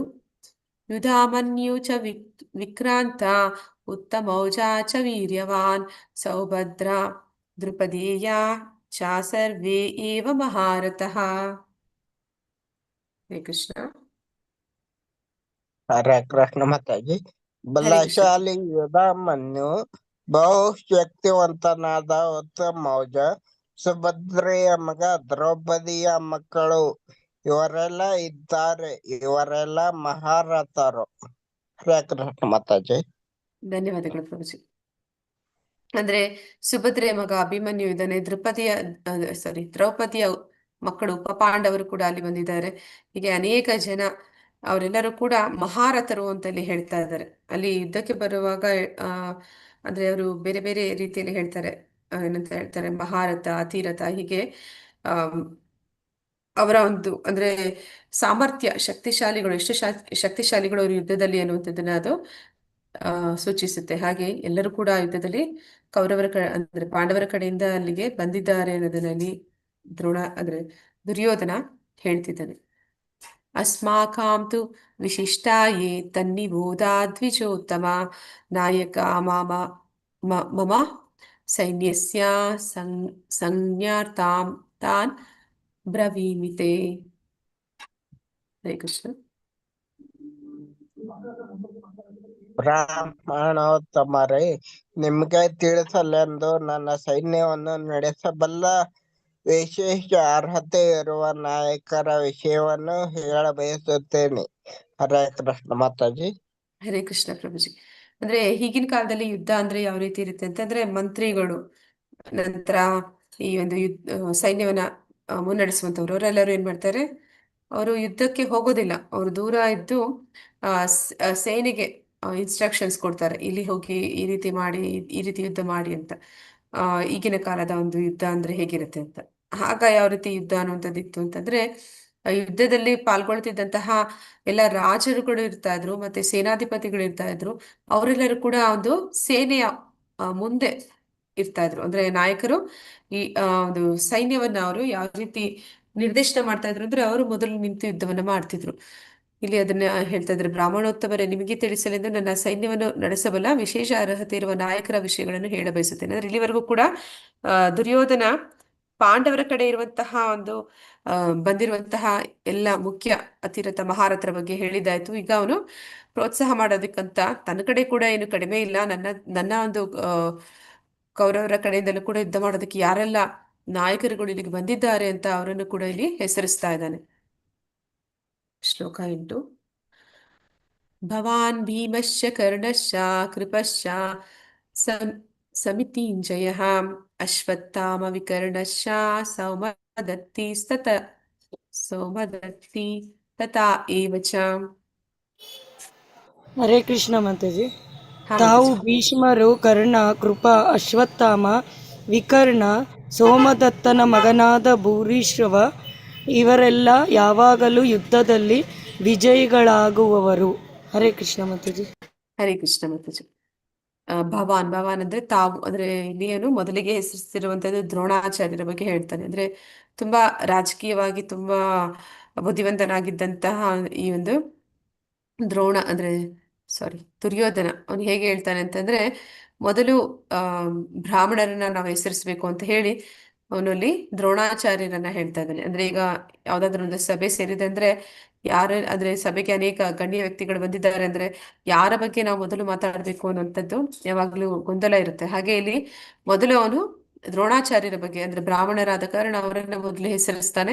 ನಂತರ ಭೀಷ್ಮಾಚಾರ್ಯರು, ಅಲ್ಲಿ ಯುದ್ಧದಲ್ಲಿ ಕರ್ಣ ಬಂದಿಲ್ಲ, ಆದ್ರೂ ಕೂಡ ಕರ್ಣನನ್ನ ಹೆಸರಿಸ್ತಾ ಇದ್ದಾನೆ. ನಂತರ ಕೃಪ, ಅಶ್ವತ್ಥಾಮ, ವಿಕರ್ಣ ಅಂತಂದ್ರೆ ಅವನು ಕೂಡ ಹೇಳ್ತಾರೆ, ಅಂದ್ರೆ ಅವನಿರುವಂತಹ ಒಂದು ಶ್ರೇಷ್ಠ ಬಿಲ್ಲಾಡು ಅಥವಾ ಒಂದು ಯೋಧ ಏನೂ ಆಗಿರ್ಲಿಲ್ಲ. ಆದ್ರೆ ಅವನನ್ನು ಕೂಡ ಅಲ್ಲಿ ಅವನ ಹೆಸರನ್ನು ಕೂಡ ಅವನು ವಿಶೇಷವಾಗಿ ಹೇಳ್ತಾ ಇರುವಂತದ್ದು ಯಾಕೆ ಅಂತಂದ್ರೆ, ಆ ಒಂದು ಹಸ್ತಿನಾಪುರದಲ್ಲಿದ್ದಾಗ ಆ ಮೋಸದ ಜೂಜಾಟ ಆಡಿದ ಮೇಲೆ ಅವ್ರೇನ್ ಮಾಡ್ತಾರೆ, ದ್ರೌಪದಿಗೆ ಅವಮಾನವನ್ನು ಮಾಡ್ತಾರೆ. ಅಂತಹ ಸಂದರ್ಭದಲ್ಲಿ ವಿಕರ್ಣ ಕೌರವರ ಕಡೆಯಲ್ಲಿ, ಅಂದ್ರೆ ದುರ್ಯೋಧನನ ಸಹೋದರನೇ ಆಗಿದ್ರು ಕೂಡ ಅವನು ಅದಕ್ಕೆ ಪ್ರತಿಭಟನೆ ಮಾಡ್ತಾನೆ. ಅವನು ಹೇಳ್ತಾನೆ, ಕುರುವಂಶದ ಸೊಸೆ ಅವರಿಗೆ ಈ ರೀತಿ ಅವಮಾನ ಮಾಡುವಂಥದ್ದು ಸರಿಯಲ್ಲ ಅಂತ ಅವನು ಹೇಳ್ತಾನೆ. ಅಂದ್ರೆ ಇಲ್ಲಿ ಅವನಿಗೆ ಮನಸ್ಸಿನಲ್ಲಿ ಅದಿರುತ್ತೆ, ವಿಕರ್ಣ ಎಲ್ಲಿ ಈ ಯುದ್ಧದಲ್ಲಿ ಹೇಗೆ ರಾವಣನ ತಮ್ಮ ವಿಭೀಷಣ ರಾಮನ ಕಡೆ ಹೋಗಿ ಸೇರ್ಕೊಂಡ, ಹಾಗೆ ವಿಕರ್ಣ ಎಲ್ಲಿ ಪಾಂಡವರ ಕಡೆ ಹೋಗಿ ಸೇರ್ಕೊಂಡ್ಬಿಡ್ತಾನೋ ಅಂತ ಹೇಳಿ ಅವನನ್ನ ಅವರ ಕಡೆಯಲ್ಲಿ ಇರಿಸ್ಕೋಬೇಕು ಅಂತ ಹೇಳಿ ಅವನ ಹೆಸರನ್ನು ಕೂಡ ಅಲ್ಲಿ ವಿಶೇಷವಾಗಿ ಹೇಳ್ತಾನೆ. ಸೋಮದತ್ತನ ಮಗನಾದ ಭೂರಿಶ್ರವ ಇವರೆಲ್ಲರೂ ಕೂಡ ಯುದ್ಧದಲ್ಲಿ ವಿಜಯಿಗಳಾಗುವವರು. ಅಂದ್ರೆ ಇವರೆಲ್ಲರೂ ಕೂಡ ಸಾಮಾನ್ಯವಾದವರೆಲ್ಲ, ಇವರೆಲ್ಲರೂ ಕೂಡ ತುಂಬಾ ಯುದ್ಧ ಕಲೆಯಲ್ಲಿ ಅಂದ್ರೆ ತುಂಬಾನೇ ನಿಪುಣರಾದವರು. ಇವರೆಲ್ಲರೂ ಕೂಡ ನನ್ನ ಕಡೆಯಿಂದ, ಅಂದ್ರೆ ಕೌರವರ ಕಡೆಯಿಂದ ಯುದ್ಧಕ್ಕೆ ಬಂದಿದ್ದಾರೆ ಅಂತ ಇಲ್ಲಿ ಹೇಳ್ತಾ ಇದ್ದಾನೆ. ಶ್ಲೋಕ 9. ಅನ್ಯೇ ಚ ಬಹವಾ ಶೂರ ಮದರ್ತೆ ತ್ಯಕ್ತ ಜೀವಿತ ನಾನಾಶಸ್ತ್ರ ಪ್ರಹರಣ ಸರ್ವೇ ಯುದ್ಧ ವಿಶಾರದ. ಹರೇ ಕೃಷ್ಣ. ನನಗಾಗಿ ಪ್ರಾಣವನ್ನೇ ಕೊಡಲು ಸಿದ್ಧರಾಗಿರುವವರು ಇನ್ನೂ ಅನೇಕ ಮಂದಿ ವೀರರಿದ್ದಾರೆ. ಅವರೆಲ್ಲ ವಿವಿಧ ಅಸ್ತ್ರಶಸ್ತ್ರಗಳನ್ನು ಹೊಂದಿರುವವರು, ಎಲ್ಲರೂ ಯುದ್ಧ ವಿಶಾರದರು. ಹರೇ ಕೃಷ್ಣ ಮಾತಾಜಿ. ವಿಶಾರದರು. ಮಾತಾಜಿ. ಅಂದ್ರೆ ಇಲ್ಲಿ ಏನಂತ ಹೇಳ್ತಾ ಇದ್ದಾನೆ ಅಂದ್ರೆ, ಒಂದು ಏನಂತ ಹೇಳ್ತಾರೆ, ಅಪಶಕುನದ ಮಾತನ್ನ ಅವನು ಹಾಡ್ತಾ ಇದ್ದಾನೆ. ಇಲ್ಲಿ ಯಾರೆಲ್ಲ ಅನೇಕ ಮಂದಿ ವೀರರು ಬಂದಿದ್ದಾರೆ, ಅವರೆಲ್ಲ ನನಗೋಸ್ಕರ ಪ್ರಾಣ ಕೊಡೋದಕ್ಕೆ ಸಿದ್ಧರಾಗಿದ್ದಾರೆ. ಅಂದ್ರೆ ಅವರೆಲ್ಲರೂ ಕೂಡ ಸಾಯಕ್ ಬಂದಿದ್ದಾರೆ ಅನ್ನುವಂಥದ್ದನ್ನ ಅವನು ಇಂಡೈರೆಕ್ಟ್ ಆಗಿ ಹೇಳ್ತಾ ಇದ್ದಾನೆ. ಯುದ್ಧ ಭೂಮಿಗೆ ಯಾರೆಲ್ಲ ನನ್ನ ಕಡೆಯಿಂದ ಯುದ್ಧಕ್ಕೆ ಬಂದಿದ್ದಾರೆ ಅವರೆಲ್ಲರೂ ಕೂಡ ಸಾಯ್ತಾರೆ ಅನ್ನುವಂಥದ್ದನ್ನ ಅವನು ಅಪಶಕುನದ ಮಾತಾಡ್ತಾ ಇದ್ದಾನೆ. ಮತ್ತೆ ಅವರೆಲ್ಲರೂ ಆ ಯೋಧರು, ಅಂದ್ರೆ ಯುದ್ಧ ಕಲೆಯಲ್ಲಿ ತುಂಬಾ ನಿಪುಣತೆಯನ್ನು ಹೊಂದಿರುವಂತವರು, ಅನೇಕ ಅಸ್ತ್ರ ಶಸ್ತ್ರಗಳನ್ನ ಪಡ್ಕೊಂಡು ಆ ಯುದ್ಧಕ್ಕೆ ಬಂದಿದ್ದಾರೆ ಅನ್ನೋದನ್ನಲ್ಲಿ ಹೇಳ್ತಾ ಇದ್ದಾನೆ. ಭಾವಾರ್ಥದಲ್ಲಿ ಪ್ರಭುಪಾದರು ಹೇಳ್ತಾ ಇದ್ದಾರೆ, ಭಾವಾರ್ಥ ಪ್ರಭುಪಾದರಿಂದ ಪ್ರಭುಪಾದರಿಗೆ ಜಯವಾಗಲಿ. ಜಯದ್ರಥ ಯಾರು ಅಂತಂದ್ರೆ ಆಮ್ ಇಲ್ಲಿ 100 ಜನ ಮಕ್ಕಳು ಕೌರವರಾದ್ರೆ ಅಲ್ಲಿ ಒಬ್ಬಳು ಮಗಳು ಕೂಡ ಇದ್ದಾಳೆ. ಅವಳ ಹೆಸರು ಏನಂತ ಹೇಳ್ತಾರೆ? ಹರೇ ಕೃಷ್ಣ. ಕೌರವರ ಕಡೆ ದುಶ್ಯಲೆ ದುಶ್ಯಲ ದುಶ್ಯಲೆ ದುಶ್ಯಲನ ಗಂಡನ ಹೆಸರು ಜಯದ್ರಥ. ಅವನು ಕೂಡ ಒಂದು ಯುದ್ಧಕ್ಕೆ ಬಂದಿದ್ದಾನೆ. ಜಯದ್ರಥ ಅನೇಕ ಬಾರಿ ದ್ರೌಪದಿಗೆ ಅವಮಾನವನ್ನು ಮಾಡೋ ಪ್ರಯತ್ನ ಮಾಡಿದ್ದಾನೆ, ಅಪಹರಣ ಮಾಡೋ ಪ್ರಯತ್ನ ಕೂಡ ಮಾಡಿದ್ದಾನೆ. ನಂತರ ಏನಾಗುತ್ತೆ ಅಂತಂದ್ರೆ ಆ ಪಾಂಡವರಿಂದ ಅವನ ಅವಮಾನಕ್ಕೆ ಈಡಾಗ್ತಾನೆ. ಆಗ ಅವನೇನ್ ಮಾಡ್ತಾನೆ, ಈ ತಪಸ್ಸನ್ನ ಮಾಡ್ತಾನೆ. ಪಾಂಡವರನ್ನ ಸೋಲಿಸುವಂತಹ ಶಕ್ತಿ ನನ್ಗೆ ಒಂದು ದಿನದ ಮಟ್ಟಿಗೆ ಆದ್ರೂ ಬೇಕು ಅಂತ ಹೇಳಿ ಅನೇಕ ತಪಸ್ಸುಗಳನ್ನ ಮಾಡ್ತಾನೆ. ಕೊನೆಗೆ ವರವನ್ನು ಕೂಡ ಪಡೆದು ಬಂದಿರ್ತಾನೆ. ಒಂದು ದಿನದ ಮಟ್ಟಿಗೆ ಅವನು ಪಾಂಡವರನ್ನ ಯುದ್ಧ ಭೂಮಿಯಲ್ಲಿ ನಿಗ್ರಹ ಮಾಡ್ತಾನೆ ಅಂತ ಹೇಳಿ. ಕೊನೆಗೆ ನಾವು ನೋಡ್ತೀವಿ ಹೇಗೆ ಮತ್ತೆ ಇನ್ನೊಂದು ಅವನಿಗೆ ವರ ಸಿಕ್ಕಿರುತ್ತೆ. ಅವನ ತಲೆಯನ್ನ ಯಾರು ಕತ್ತರಿಸುತ್ತಾರೋ ಅವರ ಕೈಯಿಂದ ನೆಲಕ್ಕೆ ಉರುಳಿದಂತಹ ತಲೆ, ಅಂದ್ರೆ ಯಾರ ಕೈಯಿಂದ ಅವನ ತಲೆ ನೆಲಕ್ಕೆ ಉರುಳುತ್ತೋ ಆ ವ್ಯಕ್ತಿ ಕೂಡ ಸಾಯ್ತಾನೆ ಅಂತ ಹೇಳಿ ಇಂತಹ ಒಂದು ಶಕ್ತಿಗಳನ್ನ ವರಗಳನ್ನ ಅವನು ಆ ಯುದ್ಧಕ್ಕೆ ಪಡ್ಕೊಂಡು ಬಂದಿರ್ತಾನೆ. ಕೃತವರ್ಮ ಮತ್ತೆ ಶಲ್ಯ ಹರೇ ಕೃಷ್ಣ ಯಾರು? ಇವರು ನಕುಲ ಸಹದೇವರ ಮಾವ ಮಾತಾಜಿ. ಹಾ, ಮಾದ್ರಿ, ನಕುಲ ಸಹದೇವರ ತಾಯಿ ಮಾದ್ರಿ, ಅವರ ಸಹೋದರ ಶಲ್ಯ. ಈ ದ್ರೋಣ ಅಂದ್ರೆ ದುರ್ಯೋಧನ ಯಾವ ರೀತಿ ಅವ್ರಿಗೆ ಮೋಸ ಮಾಡ್ತಾನೆ ಅಂತಂದ್ರೆ, ಯುದ್ಧಕ್ಕೆ ಇವರೆಲ್ಲರೂ ಬರ್ತಿರ್ಬೇಕಾದ್ರೆ ಅವರಿಗೆ ತಿಳಿಯದ ಹಾಗೆ ಅವರನ್ನ ಕೌರವರ ಒಂದು ಇದ್ದಂತಹ ಸ್ಥಳಕ್ಕೆ ಕರ್ಕೊಂಡೋಗಿ ಅವರಿಗೆ ಆ ಊಟವನ್ನು ಬಡಿಸ್ತಾನೆ. ಉಪ್ಪಿನ ಋಣ ಕಾರಣದಿಂದ ಶಲ್ಯ ಕೌರವರ ಕಡೆಯಿಂದ ಯುದ್ಧ ಮಾಡ್ಬೇಕು ಅಂತ ಮಾಡಬೇಕಾಗಿರುವಂತಹ ಸಂದರ್ಭ ಅಲ್ಲಿ ಬಂದಿರುತ್ತೆ. ಅವರನ್ನೆಲ್ಲ ಇಲ್ಲಿ ಹೆಸರಿಸ್ತಾ ಇದ್ದಾರೆ. ದುರ್ಯೋಧನಿಗಾಗಿ ಪ್ರಾಣ ಅರ್ಪಿಸೋದಕ್ಕೆ ಇವರೆಲ್ಲರೂ ಸಂಕಲ್ಪ ಮಾಡಿದ್ದಾರೆ ಅಂತ ಇಲ್ಲಿ ಹೇಳ್ತಾ ಇದ್ದಾರೆ. ಅದನ್ನೇ ಬೇರೆ ಮಾತುಗಳಲ್ಲಿ ಹೇಳುವುದಾದರೆ,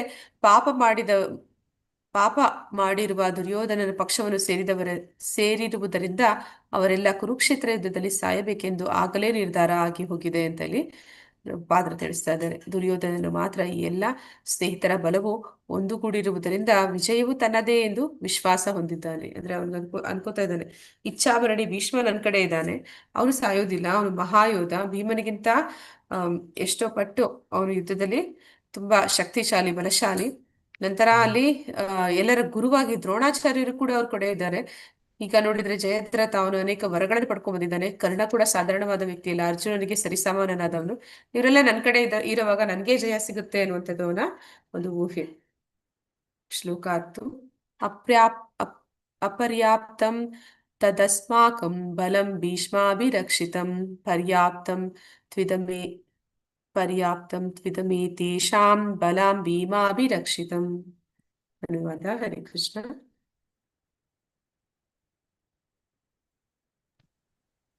ನಮ್ಮ ಹರೇ ಶಕ್ತಿಯು ಅಳತೆಯನ್ನು ಮೀರಿದ್ದು. ತಾತ ಭೀಷ್ಮರಿಂದ ನಮಗೆ ಪರಿಪೂರ್ಣ ರಕ್ಷಣೆಯು ದೊರೆತಿದೆ.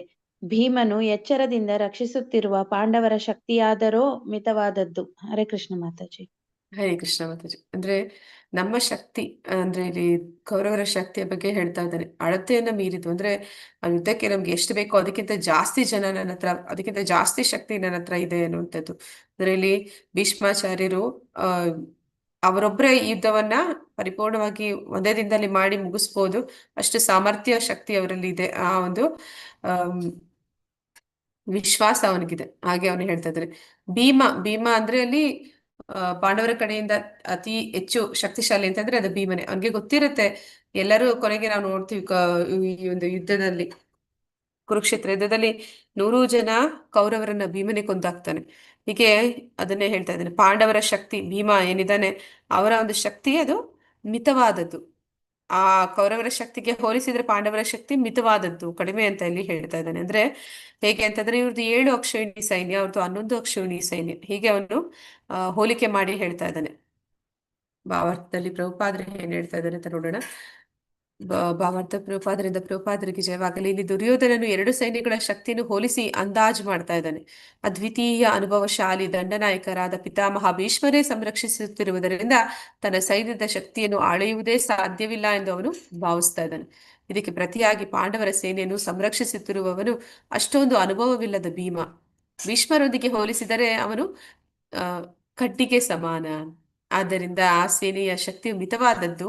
ತನಗೆ ಸಾವು ಬರುವುದೇ ಆದರೆ ತನ್ನನ್ನು ಕೊಲ್ಲುವವನು ಭೀಮನೇ ಎಂದು ದುರ್ಯೋಧನನಿಗೆ ಚೆನ್ನಾಗಿ ತಿಳಿದಿತ್ತು. ಆದದ್ದರಿಂದ ಅವನಿಗೆ ಭೀಮನೆಂದರೆ ಯಾವಾಗಲೂ ಅಸೂಯೆ. ಆದರೆ ಭೀಮನಿಗಿಂತ ಬಹುಶ್ರೇಷ್ಠ ಸೇನಾ ನಾಯಕರಾದ ಭೀಷ್ಮರು ತನ್ನ ಕಡೆ ಇರುವುದರಿಂದ ತನಗೆ ವಿಜಯವೆಂಬ ಆ ದೃಢ ವಿಶ್ವಾಸ ಅವನಿಗಿತ್ತು. ತಾನು ಯುದ್ಧದಲ್ಲಿ ಜಯಶಾಲಿ ಆಗ್ತೇನೆ ಎನ್ನುವ ಅವನ ನಿರ್ಣಯ ಆ ರೀತಿ ಆಧಾರ ಆಗಿತ್ತು ಅಂತೇಳಿ ಹೇಳ್ತಾ ಇದ್ದಾರೆ. ಅಂದ್ರೆ ನಾವು ನೋಡ್ತೀವಿ, ಅವನು ಚಿಕ್ಕಂದಿನಿಂದಲೂ ಕೂಡ ವಿಷವನ್ನ ಅವನು ಭೀಮನಿಗೆ ಉಣಿಸ್ತಾನೆ. ಅಂದ್ರೆ ಅವನಿಗೆ ಗೊತ್ತಿರುತ್ತೆ ಅವನನ್ನ ಸೋಲಿಸುವಂತಹ ಸಾಮರ್ಥ್ಯ, ಶಕ್ತಿ, ಅವನು ಏನಂತ ಹೇಳ್ತಾರೆ, ಗದಾ ಯುದ್ಧ ಮಾಡುವಂತಹ ಬಲಶಾಲಿ ಭೀಮ ಮಾತ್ರನೇ ಅಂತ. ಹಾಗೆ ಅವನು ಭೀಮನ ಬಗ್ಗೆ ಯೋಚನೆ ಮಾಡ್ತಾ ಇದ್ದಾನೆ. ಭೀಮ ಅವನನ್ನ ನಾನು ಹೇಗೆ ಸೋಲಿಸ್ಬೋದು ಅಂತಂದ್ರೆ ಅವನಿಗಿಂತ ಶಕ್ತಿಶಾಲಿಯಾದಂತಹ ಭೀಷ್ಮಾಚಾರ್ಯರು ತನ್ನೊಂದಿಗೆ ಇದ್ದಾರೆ ಅನ್ನುವಂಥದ್ದನ್ನಲ್ಲಿ ಅವನು ಯೋಚನೆ ಮಾಡ್ತಾ ಇದ್ದಾನೆ.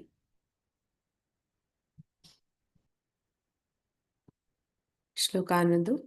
ಅಯನೇಷು ಚ ಸರ್ವೇಷು ಯಥಾ ಭಾಗಂ ಅವಸ್ಥಿತಾ ಭೀಷ್ಮಮೇವಾಭಿರಕ್ಷಂತು ಭವಂತಾ ಸರ್ವ ಏವ ಹಿ.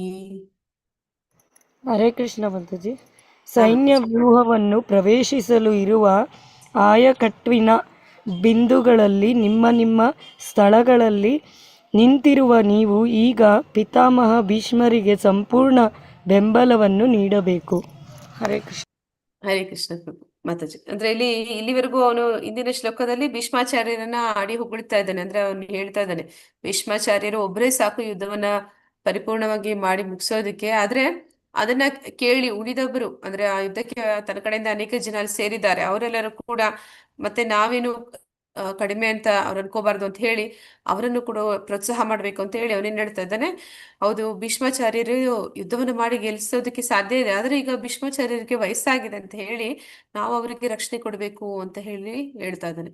ನೀವೆಲ್ಲ ಕಡಿಮೆ ಏನಿಲ್ಲ, ನೀವು ನನ್ನ ಜೊತೆ ಇರುವಂತ ಬೇರೆ ರಾಜರುಗಳು ಕೂಡ ನೀವೇನ್ ಕಡಿಮೆ ಇಲ್ಲ, ನೀವೆಲ್ಲರೂ ಕೂಡ ಪಿತಾಮಹ ಭೀಷ್ಮಾಚಾರ್ಯರು ಅಂದ್ರೆ ವಯಸ್ಸಾದವರು, ಅವರ ಸುತ್ತ ನಿಂತು ಅವರಿಗೆ ರಕ್ಷಣೆ ಕೊಡಿ ಅಂತ ಹೇಳಿ ಆ ರೀತಿ ಬೇರೆಯವರನ್ನು ಕೂಡ ರಾಜಕೀಯವಾಗಿ ಮಾತಾಡಿ ಯುದ್ಧಕ್ಕೆ ಪ್ರೋತ್ಸಾಹವನ್ನು ಕೊಡ್ತಾ ಇದ್ದಾನೆ. ಭಾವಾರ್ಥ ಪ್ರಭುಪಾದರಿಗೆ ಜಯವಾಗಲಿ. ದುರ್ಯೋಧನನು ಭೀಷ್ಮರ ಸಾಮರ್ಥ್ಯವನ್ನು ಪ್ರಶಂಸಿಸಿದನಷ್ಟೇ. ಇದನ್ನು ಕಂಡು ಉಳಿದವರಿಗೆ ದುರ್ಯೋಧನನ ದೃಷ್ಟಿಯಲ್ಲಿ ತಾವು ಭೀಷ್ಮರಷ್ಟು ಮುಖ್ಯರಲ್ಲ ಎನಿಸಬಹುದು. ಈ ಆಲೋಚನೆ ಬಂದ ಕೂಡಲೇ ದುರ್ಯೋಧನನು ತನ್ನ ಎಂದಿನ ವ್ಯವಹಾರ ಕೌಶಲದ ರೀತಿಯಲ್ಲಿ ಮೇಲಿನ ಮಾತುಗಳನ್ನ ಆಡ್ತಾ ಇದ್ದಾನೆ. ಸನ್ನಿವೇಶವನ್ನು ಸರಿಹೊಂದಿಸಲು ಪ್ರಯತ್ನಿಸ್ತಾ ಇದ್ದಾನೆ. ಭೀಷ್ಮರು ನಿಸ್ಸಂದೇಹವಾಗಿಯೂ ಶ್ರೇಷ್ಠರಲ್ಲಿ ಶ್ರೇಷ್ಠರು ಎಂದು ಒತ್ತಿ ಹೇಳಿದ. ಆದರೆ ಅವರು ವೃದ್ಧರಾದದ್ದರಿಂದ ಎಲ್ಲಾ ದಿಕ್ಕುಗಳಿಂದ ಅವರನ್ನು ರಕ್ಷಿಸುವ ಯೋಚನೆಯನ್ನು ಎಲ್ಲರೂ ವಿಶೇಷವಾಗಿ ಮಾಡಬೇಕು. ಭೀಷ್ಮರು ಯುದ್ಧದಲ್ಲಿ ತೊಡಗಬಹುದು, ಅವರು ಸಂಪೂರ್ಣವಾಗಿ ಒಂದೆಡೆ ಕಾದಾಡುವುದರಲ್ಲಿ ಮಗ್ನರಾಗಿರುವುದರ ಲಾಭವನ್ನು ಶತ್ರುಗಳು ಪಡೆದುಕೊಳ್ಳಬಹುದು. ಆದ್ದರಿಂದ ಇತರ ವೀರರು ತಮ್ಮ ಆಯಕಟ್ಟಿನ ಸ್ಥಾನಗಳಲ್ಲಿ ಉಳಿದು ಶತ್ರುವು ಸೇನಾವ್ಯೂಹವನ್ನು ಚದುರಿಸಲು ಅವಕಾಶ ಕೊಡದಿರುವುದು ಮುಖ್ಯವಾಗಿತ್ತು. ಭೀಷ್ಮರು ಕೌರವರೊಡನೆ ಇದ್ದಾರೆ ಮಾತ್ರ ಕೌರವರಿಗೆ ವಿಜಯ ಎಂದೇ ಸ್ಪಷ್ಟವಾಗಿ ದುರ್ಯೋಧನನ ಭಾವನೆ. ಭೀಷ್ಮರು ದ್ರೋಣರು ಯುದ್ಧದಲ್ಲಿ ಸಂಪೂರ್ಣವಾಗಿ ತನ್ನನ್ನು ಬೆಂಬಲಿಸುತ್ತಾರೆ ಎಂಬ ವಿಶ್ವಾಸ ಅವನಿಗಿತ್ತು. ಏಕೆಂದರೆ ಯಾಕೆ ಆ ರೀತಿ ಅವನಿಗೆ ಆ ವಿಶ್ವಾಸ, ದ್ರೋಣಾಚಾರ್ಯರು ಭೀಷ್ಮಾಚಾರ್ಯರು ಅವನಿಗೆ ಸಂಪೂರ್ಣ ಬೆಂಬಲ ಕೊಡ್ತಾರೆ ಅಂತಂದ್ರೆ ಯಾಕೆ ಆ ನಂಬಿಕೆ ಅವನಿಗೆ ಬಂತು ಅಂತಂದ್ರೆ, ಆ ಒಂದು ಹಸ್ತಿನಾಪುರದಲ್ಲಿ ದ್ರೌಪದಿಗೆ ವಸ್ತ್ರಾಪಹರಣ ಆದಂತ ಸಂದರ್ಭದಲ್ಲಿ ಇವರಿಬ್ರು ಅಲ್ಲಿ ಇದ್ರು, ದ್ರೋಣಾಚಾರ್ಯರು ಇದ್ರು ಮತ್ತೆ ಭೀಷ್ಮಾಚಾರ್ಯರು ಇದ್ರು. ಆದ್ರೂ ಕೂಡ ಅವ್ರು ಯಾರು ಒಂದು ಮಾತು ಹೇಳಿಲ್ಲ, ಅದಕ್ಕೆ ವಿರುದ್ಧವಾಗಿ ಅವರು ಪ್ರತಿಭಟನೆ ಮಾಡಲಿಲ್ಲ. ಆ ಕಾರಣದಿಂದ ಅವನು ಅನ್ಕೋತಾ ಇದ್ದಾನೆ, ಯುದ್ಧದಲ್ಲಿ ಕೂಡ ಅವ್ರು ನಮ್ಮ ಜೊತೆಯಲ್ಲಿದ್ದಾರೆ, ಹಾಗಾಗಿ ಅವರು ನನಗೆ ಬೆಂಬಲವನ್ನ ಕೊಡ್ತಾರೆ ಅನ್ನುವಂಥದ್ದು ಅವನ ಮನಸ್ಸಿನಲ್ಲಿ ಇದ್ದಂಥದ್ದು. ಅಂದ್ರೆ ಇಲ್ಲಿ ಏನಾಗುತ್ತೆ ಅಂತಂದ್ರೆ, ಯಾರೆಲ್ಲ 11 ಅಕ್ಷರಣಿ ಸೈನ್ಯ ಪಾಂಡವರ ಕಡೆಯಿಂದ ಬಂದಿದ್ದಾರೆ, ಅವರ ಮನಸ್ಥಿತಿ ಯಾವ ರೀತಿಯಾಗಿರುತ್ತೆ ಅಂತಂದ್ರೆ, ಈ ಯುದ್ಧದಲ್ಲಿ ಗೆಲ್ಲಬೇಕು, ಧರ್ಮ ಸ್ಥಾಪನೆ ಆಗ್ಬೇಕು, ಧರ್ಮಕ್ಕೆ ಜಯ ಸಿಗ್ಬೇಕು ಅಂತ ಒಂದು ಉದ್ದೇಶ ಇವರಿಗೆ ಇರುತ್ತೆ. ಆದ್ರೆ ಕೌರವರಿಗೆ ಕಡೆಯಿಂದ ಯಾರೆಲ್ಲ ರಾಜರುಗಳಲ್ಲಿ ಬಂದಿದ್ದಾರೆ ಅವರಿಗೆ ಅವರವರದೇ ಆದಂತಹ ಕಾರಣಗಳಿರುತ್ತೆ ಆ ಯುದ್ಧಕ್ಕೆ ಬರುವುದಕ್ಕೆ. ಈ ದ್ರೋಣಾಚಾರ್ಯರಿಗೆ ಮತ್ತೆ ಭೀಷ್ಮಾಚಾರ್ಯರಿಗೆ ಯಾಕೆ ಈ ಯುದ್ಧಕ್ಕೆ ಬಂದಿದ್ದಾರೆ ಅಂದ್ರೆ ಅವರಿಗೆ ಒಂದು ಉಪ್ಪಿನ ಋಣ ಅಂತ ಹೇಳ್ತಾರೆ. ಇಲ್ಲಿ ನಾವು ನೋಡ್ತೀವಿ, ಶಾಂತನ ಮಹಾರಾಜ ಭೀಷ್ಮಾಚಾರ್ಯರ ತಂದೆ, ಅವರಿಗೆ ಭೀಷ್ಮಾಚಾರ್ಯರು ಅವರ ಹೆಸರು ದೇವವ್ರತ ಅಂತ. ಅವ್ರೇನ್ ಮಾಡ್ತಾರೆ ಅಂತಂದ್ರೆ, ತನ್ನ ತಂದೆಗೆ ಸತ್ಯವತಿಯ ಮೇಲೆ ಮನಸ್ಸಾಗುತ್ತೆ, ಅವಳನ್ನ ಮದ್ವೆ ಆಗ್ಬೇಕಂತಂದ್ರೆ ಆ ಸತ್ಯವತಿ ಏನಂತ ಕೇಳಿರ್ತಾಳೆ ಅಂದ್ರೆ, ತನ್ನ ಮಕ್ಕಳು ತನ್ನ ವಂಶದವರೇ ಈ ರಾಜ್ಯವನ್ನ ಒಂದು ಹಸ್ತಿನಾಪುರದ ರಾಜರಾಗ್ಬೇಕು ಅಂತ ಹೇಳಿ ಹೇಳಿರ್ತಾಳೆ. ಇಲ್ಲ ಅಂತಂದ್ರೆ ನಾನು ಶಾಂತನು ಮಹಾರಾಜನನ್ನ ಮದ್ವೆ ಆಗೋದಿಲ್ಲ ಅಂತ. ಆಗ ಶಾಂತನು ಮಹಾರಾಜನನ್ನ ಅವನು ಬೇಸರ ಪಟ್ಕೋತಾನೆ. ಅವನನ್ನ ಸಂತೋಷ ಪಡಿಸೋದಕ್ಕೆ ದೇವವ್ರತ ಅಂದ್ರೆ ಭೀಷ್ಮಾಚಾರ್ಯರು ಆಗ್ಲೇ ಗಂಗೆಯ ಪುತ್ರನಾಗಿ ಅವ್ರು ಹುಟ್ಟಿರ್ತಾರೆ. ಅವ್ರು ಹೋಗಿ ಹೇಳ್ತಾರೆ, ಇಲ್ಲ ನೀವು ನನ್ನ ತಂದೆ ಅಂದ್ರೆ ಸತ್ಯವತಿಗೆ ಹೇಳ್ತಾರೆ, ನನ್ನ ತಂದೆನ ಮದ್ವೆ ಆಗಿ ನಿನ್ನ ಮಕ್ಕಳೇ ಅಂದ್ರೆ ನಿನ್ನ ಮುಂದಿನ ಒಂದು ವಂಶನೇ ಕುರುವಂಶದ ಅಂದ್ರೆ ಒಂದು ರಾಜರಾಗ್ತಾರೆ ಅಂತ ಹೇಳಿದಾಗ ತಾನು ಮದ್ವೆ ಆಗೋದಿಲ್ಲ, ತಾನು ಸದಾ ಈ ಒಂದು ಕುರು ವಂಶದ ರಾಜರುಗಳು ಯಾರಿರ್ತಾರೆ ಅವರ ರಕ್ಷಣೆಗಾಗಿ ನಾನು ಸದಾ ಇರ್ತೀನಿ ಅಂತ ಮಾತನ್ನು ಕೊಟ್ಟಿರ್ತಾರೆ. ಆ ಮಾತು ಏನ್ ಕೊಟ್ರು ಅದನ್ನ ಉಳಿಸ್ಕೊಳ್ಳೋದಕ್ಕಾಗಿ ಇಲ್ಲಿ ಅವರು ಯುದ್ಧದಲ್ಲಿ ಪಾಲ್ಗೊಳ್ಬೇಕಾಗ್ತಾ ಇದೆ. ಯಾಕಂದ್ರೆ ಧೃತರಾಷ್ಟ್ರ ಈಗ ರಾಜನಾಗ್ಬಿಟ್ಟಿದ್ದಾನೆ. ಆ ಕಾರಣಕ್ಕಾಗಿ ಯುದ್ಧಕ್ಕೆ ಬಂದಿದ್ದಾರೆ ಹೊರತು ಬೇರೆ ಯಾವುದೇ ಉದ್ದೇಶ ಅವ್ರಿಗೆ ಯುದ್ಧದಲ್ಲಿ ಪಾಲ್ಗೊಳ್ಳೋದಕ್ಕೆ, ಕುರು ವಂಶದ ಕಡೆಯಿಂದ ಬರೋದಕ್ಕೆ ಅವ್ರಿಗೆ ಬೇರೆ ಯಾವುದೇ ಒಂದು ಉದ್ದೇಶ ಅನ್ನುವಂಥದ್ದು ಇರೋದಿಲ್ಲ. ಅಂದ್ರೆ ಅವ್ರಿಗೆ ದುರ್ಯೋಧನಾದಿಗಳು ಮಾಡ್ತಿರುವಂತಹ ಯುದ್ಧದಲ್ಲಿ ಅವ್ರಿಗೆ ಆಸಕ್ತಿ ಇಲ್ಲ. ಆದ್ರೂ ಕೂಡ ಆ ಒಂದು ಹಸ್ತಿನಾಪುರದ ರಾಜನ ಕಡೆಯಿಂದ ಅವರ ರಕ್ಷಣೆಗೆ ನಿಲ್ಲಬೇಕಾದ ಪರಿಸ್ಥಿತಿಗೆ ಬಂದ ಕಾರಣ ಬರ್ತಾ ಇದ್ದಾರೆ. ಅದೇ ರೀತಿ ದ್ರೋಣಾಚಾರ್ಯರು ಕೂಡ, ಅವ್ರಿಗೂ ಕೂಡ ಕೌರವರ ಮೇಲೆ ಅಂತದೇನು ಹೆಚ್ಚಿನ ಪ್ರೀತಿ ಇಲ್ಲ. ಆದ್ರೆ ಅವ್ರು ಯಾಕೆ ಬಂದಿದ್ದಾರೆ ಅಂತಂದ್ರೆ ಅವರ ಮಗನ ಮೇಲೆ ಪುತ್ರ ವ್ಯಾಮೋಹ. ಅಶ್ವತ್ಥಾಮ ದುರ್ಯೋಧನನ ಸ್ನೇಹಿತನಾಗಿ ಯುದ್ಧದಲ್ಲಿ ಪಾಲ್ಗೊಳ್ತಾ ಇದ್ದಾನೆ. ಯುದ್ಧದಲ್ಲಿ ತನ್ನ ಮಗನಿಗೆ ಏನಾದ್ರೂ ಆಪತ್ತಾಗ್ಬೋದು ಅಂತ ಹೇಳಿ ಅವನ ರಕ್ಷಣೆಗಾಗಿ ದ್ರೋಣಾಚಾರ್ಯರು ಬಂದಿದ್ದಾರೆ. ಹೀಗೆ ಅವರವರಿಗೆ ಅವರವರದೇ ಆದಂತಹ ಕಾರಣಗಳಿದೆ ಯುದ್ಧದಲ್ಲಿ ಪಾಲ್ಗೊಳ್ಳೋದಕ್ಕೆ. ಆದ್ರೆ ಅಲ್ಲಿ ಯಾರೆಲ್ಲ ಪಾಂಡವರ ಕಡೆಯಿಂದ ಬಂದಿದ್ದಾರೆ ಅವರೆಲ್ಲರೂ ಕೂಡ ಅವರ ಒಂದು ಆಪ್ತ ಸ್ನೇಹಿತರು ಮತ್ತೆ ಆಪ್ತ ಸಂಬಂಧಿಕರಾಗಿದ್ದಾರೆ. ಅಂದ್ರೆ ನಾವು ನೋಡ್ತೀವಿ ವಿರಾಟ ಅಂತಂದ್ರೆ ಇಲ್ಲಿ ಉತ್ತರೆ ಅಭಿಮನ್ಯುವಿಗೆ ತನ್ನ ಮಗಳನ್ನ ಕೊಟ್ಟಿದ್ದಾನೆ. ಆ ಕಾರಣದಿಂದ ಸಂಬಂಧದಲ್ಲಿದ್ದಾನೆ. ಅದೇ ರೀತಿ ದ್ರುಪದ ಕೂಡ ದ್ರೌಪದಿಯನ್ನ ತನ್ನ ಮಗಳನ್ನ ಪಾಂಡವರಿಗೆ ಕೊಟ್ಟ ಕಾರಣ ಅವನು ಕೂಡ ಸಂಬಂಧದಲ್ಲಿದ್ದಾನೆ. ಈಗ ಅವರಿಗೆ ಅನ್ಯಾಯ ಆಗಿದೆ. ಆ ಅನ್ಯಾಯದ ವಿರುದ್ಧ ಪ್ರತಿಭಟನೆ ಮಾಡುವಂತಹ ಒಂದೇ ಕಾರಣದಿಂದ, ಧರ್ಮ ಗೆಲ್ಲಬೇಕು, ಅಲ್ಲಿ ಧರ್ಮರ ಸ್ಥಾಪನೆ ಆಗ್ಬೇಕು ಅನ್ನುವಂತಹ ಒಂದೇ ಒಂದು ಉದ್ದೇಶದಿಂದ ಅವರು ಯುದ್ಧಕ್ಕೆ ಬಂದಿದ್ದಾರೆ. ಆದ್ರೆ ಇಲ್ಲಿ ಬಂದಿರುವಂತಹ ಯಾರೆಲ್ಲ ಪಾಲ್ಗೊಂಡಿದ್ದಾರೆ, ಯಾರೆಲ್ಲ ಅವನಿಗೆ ಬೆಂಬಲಕ್ಕೆ ನಿಂತಿದ್ದಾರೆ ಅನ್ಕೋತಾ ಇದ್ದಾನೆ, ಅವರೆಲ್ಲ ನಿಜವಾಗ್ಲೂ ಕೂಡ ಅವನ ಬೆಂಬಲಕ್ಕೆ ನಿಂತಿಲ್ಲ. ಅವರೆಲ್ಲರೂ ಕೂಡ ಒಂದು ರೀತಿ ಯಾವುದೋ ಒಂದು ಪರಿಸ್ಥಿತಿಗೆ ಸಿಕ್ಕು ಬಿದ್ದು ಆ ಯುದ್ಧಕ್ಕೆ ಅವ್ರ ಕಡೆಯಿಂದ ಬಂದಿದ್ದಾರೆ ಅಷ್ಟೇ ಅನ್ನೋದನ್ನ ನಾವು ನೋಡ್ತಾ ಇದ್ದೀವಿ. ಶ್ಲೋಕ 12. ತಸ್ಯಾ ಸಂಜಯಾನಾನ್ ಹರ್ಷಂ ಕುರು ವೃದ್ಧ ಪಿತಾಮಹ ಸಿಂಹಾನಾದಂ ವಿನದ್ಯುಚ್ಛೇ ಶಂಖಂ ದದ್ಮೌ ಪ್ರತಾಪವಾನ್. ಹರೇ ಕೃಷ್ಣ. ಕುರುಕುಲ ಪಿತಾಮಹರಾದ ಮತ್ತು ಪ್ರತಾಪಶಾಲಿಗಳಾದ ಭೀಷ್ಮರು ಉಚ್ಚ ಸ್ವರದಿಂದ ಸಿಂಹನಾದವನ್ನು ಮಾಡಿ ಶಂಖವನ್ನು ಊದಿದರು. ಇದರಿಂದ ದುರ್ಯೋಧನನಿಗೆ ಹರ್ಷವಾಯಿತು. ಹರೇ ಕೃಷ್ಣ. ಹರೇ ಕೃಷ್ಣ ಪ್ರಭುಜಿ. ಅಂದ್ರೆ ಈಗ ದುರ್ಯೋಧನ ಈ ರೀತಿ ಮಾತನಾಡ್ತಾ ಇದ್ದಾನೆ, ಭೀಷ್ಮಾಚಾರ್ಯರು ತುಂಬಾ ಬಲಶಾಲಿಗಳು, ನನ್ನ ಕಡೆಯಿಂದ ಯುದ್ಧಕ್ಕೆ ಬಂದಿದ್ದಾರೆ ಅಂತೆಲ್ಲ ಹೇಳ್ತಾ ಇದ್ದಾನೆ. ಅವ್ರು ವಯಸ್ಸಾಗಿದೆ, ಆ ಕಾರಣದಿಂದ ನಾವು ಅವ್ರಿಗೆ ರಕ್ಷಣೆ ಕೊಡ್ಬೇಕು ಅಂತೆಲ್ಲ ಹೇಳ್ತಾ ಇದ್ದಾನೆ. ಈ ರೀತಿ ಅವನು ಹೇಳ್ತಿರ್ಬೇಕಾದ್ರೆ ಅವನಿಗೆ ಪ್ರೋತ್ಸಾಹ ಕೊಡೋದಕ್ಕಾಗಿ ಏನ್ ಮಾಡ್ತಾ ಇದ್ದಾರೆ ಇಲ್ಲಿ ಭೀಷ್ಮಾಚಾರ್ಯರು, ಆ ಒಂದು ಯುದ್ಧ ಯಾವ ರೀತಿ ಇತ್ತು ಅಂದ್ರೆ ಹಿಂದಿನ ಕಾಲದಲ್ಲಿ ಯುದ್ಧ ಪ್ರಾರಂಭ ಆಗುತ್ತೆ ಅಂತಂದ್ರೆ ಅವ್ರು ಈ ರೀತಿ ಒಂದು ಶಂಖನಾದ, ನಗಾರಿ ಬಾರಿಸುವಂಥದ್ದು, ಈ ರೀತಿ ಅವರು ಶಬ್ದ ಮಾಡಿ ಆ ಯುದ್ಧವನ್ನ ಪ್ರಾರಂಭ ಮಾಡ್ತಾ ಇದ್ರು. ಇಲ್ಲ ಅಂತಂದ್ರೆ ಅಷ್ಟು ಅಕ್ಷೋಹಿಣಿ ಸೈನ್ಯ, 18 ಅಕ್ಷೋಹಿಣಿ ಸೈನ್ಯ ಸಾಗರದ ರೀತಿಯಲ್ಲಿ ನಿಂತಿದ್ದಾರೆ. ಎಲ್ಲಿ ಯಾವ ಮೂಲೆಯಲ್ಲಿ ಯುದ್ಧ ಪ್ರಾರಂಭ ಆಗಿದೆ ಅಂತದ್ದು ಇನ್ನೊಬ್ಬರಿಗೆ ಗೊತ್ತಾಗುದಿಲ್ಲ. ಅದು ತಿಳಿಬೇಕು ಅಂತಂದ್ರೆ ನಗಾರಿ ಬಾರಿಸುವಂಥದ್ದು, ಕಹಳೆ ಮುಳುಗಿಸುವಂಥದ್ದು, ಇದನ್ನೆಲ್ಲ ಅವರು ಮಾಡ್ತಾರೆ. ಹಾಗೆ ಇಲ್ಲಿ ಭೀಷ್ಮಾಚಾರ್ಯರು ಅವರು ಸಿಂಹನಾದ ಅಂತ ಹೇಳ್ತಾ ಇದ್ದಾರೆ. ಅಂದ್ರೆ ಅವರು ಶಂಖವನ್ನ ಊದಿದ್ರು ಅಂತ ಹೇಳಿ ಹೇಳ್ತಾ ಇದ್ದಾರೆ. ಆ ಮೂಲಕ ದುರ್ಯೋಧನನಿಗೆ ಸಂತೋಷ ಪಡಿಸೋ ಪ್ರಯತ್ನ ಮಾಡ್ತಾ ಇದ್ದಾರೆ ಅಂತ. ಶ್ಲೋಕ 13. ತಥಾ ಶಂಕಾಶ್ಚ ಭೈರಶ್ಚ ಪಣವಾನಕ ಗೋಮುಖ ಸಹಸ್ಯೈವಾಭ್ಯ ಹನನ್ಯಂತ ಸಾ ಶಬ್ದಸ್ತು ತುಮುಲೋ ಅಭವತ್. ಹರೇ ಕೃಷ್ಣ ಮಾತಾಜಿ. ಅನಂತರ ಶಂಖಗಳು, ಬೇರಿಗಳು, ಡೋಲು, ತಮಟೆ, ಗೋಮುಖ ಮೊದಲಾದ ವಾದ್ಯಗಳು ಇದ್ದಕ್ಕಿದ್ದಂತೆ ಒಟ್ಟಿಗೆ ಮೊಳಗಿದವು. ಆ ರಣಶಬ್ದವು ಭೀಷಣವಾಗಿತ್ತು. ಹರೇ ಹರೇ ಕೃಷ್ಣ. ಹರೇ ಕೃಷ್ಣ.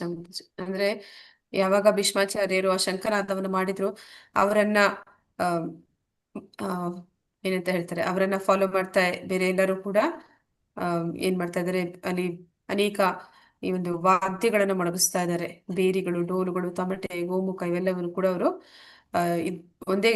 ಒಂದೇ ಸಮಯ ಬಾರಿಸೋದಕ್ಕೆ ಪ್ರಾರಂಭ ಮಾಡಿದ್ದಾರೆ. ಆ ಶಬ್ದ ಯಾವ ರೀತಿ ಇತ್ತು ಅಂತ ಹೇಳ್ತಾ ಇದ್ದಾರೆ. ರಣಶಬ್ದ ಅಂದ್ರೆ ಯುದ್ಧ ಅಂತಂದ್ರೆ ಸಾವಿಗೆ ಸಿದ್ಧರಾಗಿ ಎನ್ನುವಂತಹ ಒಂದು ವಾರ್ನಿಂಗ್ ಕೊಡೋ ಹಾಗೆ ಅಲ್ಲಿ ಎಲ್ಲರೂ ಕೂಡ ಆ ಶಬ್ದವನ್ನ ಕೇಳ್ತಾ ಇದ್ದಾರೆ. ಒಂದು ಶಬ್ದ ರಣಶಬ್ದ ಅಂತ ಹೇಳಿ ಹೇಳ್ತಾ ಇದ್ದಾರೆ. ಅದು ಭೀಷಣವಾಗಿತ್ತು ಅಂತ ಹೇಳ್ತಾ ಇದ್ದಾರೆ. ಶ್ಲೋಕ 14. ತತಶ್ವೇತೆ ತತಶ್ವೇತೆ ಹಯೇ ಯುಕ್ತೆ ಮಹತಿ ಸ್ಯನಂದನೆ ಸ್ಥಿತೌ ಮಾಧವ ಪಾಂಡವ ಚ ಏವಾ ದಿವ್ಯೋ ಶಂಕೌ ಪ್ರದತ್ಮತು. ಎದುರು ಪಕ್ಷದಲ್ಲಿ ಬಿಳಿಯ ಕುದುರೆಗಳನ್ನು ಕಟ್ಟಿದ ಮಹಾರಥದಲ್ಲಿ ಉಪಸ್ಥಿತರಾಗಿದ್ದ ಶ್ರೀಕೃಷ್ಣನು ಅರ್ಜುನನನ್ನು ತಮ್ಮ ಅಲೌಕಿಕವಾದ ಶಂಖಗಳನ್ನು ಊದಿದನು. ಹರೇ ಕೃಷ್ಣ ಮಾತಾಜಿ. ಹರೇ ಕೃಷ್ಣ ಮಾತಾಜಿ. ಈಗ ಪಾಂಡವರ ಕಡೆಯಿಂದ ಕೂಡ ಶಂಖನಾದ ಮಾಡೋದಕ್ಕೆ ಪ್ರಾರಂಭ ಮಾಡಿದ್ದಾರೆ. ಅಂದ್ರೆ ಇಲ್ಲಿ ಹೇಳ್ತಾ ಇದ್ದಾರೆ ಯಾವ ರೀತಿ ರಥ ಇತ್ತು ಅಂತ. ಕೃಷ್ಣಾರ್ಜುನರು ಇದ್ದಂತಹ ರಥ, ಅದಕ್ಕೆ ಬಿಳಿಯ ಕುದುರೆಗಳನ್ನ ಕಟ್ಟಿದ್ರು ಅಂತ ಇಲ್ಲಿ ತಿಳಿಸ್ತಾ ಇದ್ದಾರೆ. ಅವರು ಕೂಡ ಈಗ ಶಂಖನಾದವನ್ನ ಮಾಡ್ಲಿಕ್ಕೆ ಪ್ರಾರಂಭ ಮಾಡ್ತಾ ಇದ್ದಾರೆ.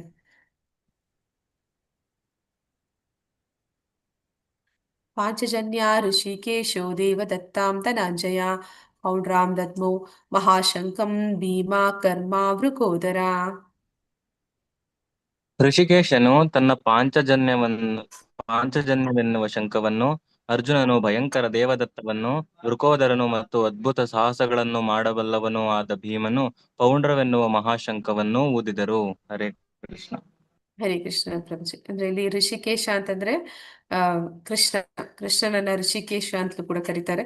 ಋಷಿಕೇಶ ಅಂತಂದ್ರೆ ಏನು ಅಂದ್ರೆ ಇಂದ್ರಿಯಗಳ ಒಡೆಯ ಅಂತ. ಅಂದ್ರೆ ನಮ್ಮೆಲ್ಲರ ಇಂದ್ರಿಯಗಳನ್ನ ನಿಜವಾದ ಒಡೆಯ ಯಾರು ಅಂದ್ರೆ ಭಗವಂತ ಕೃಷ್ಣ.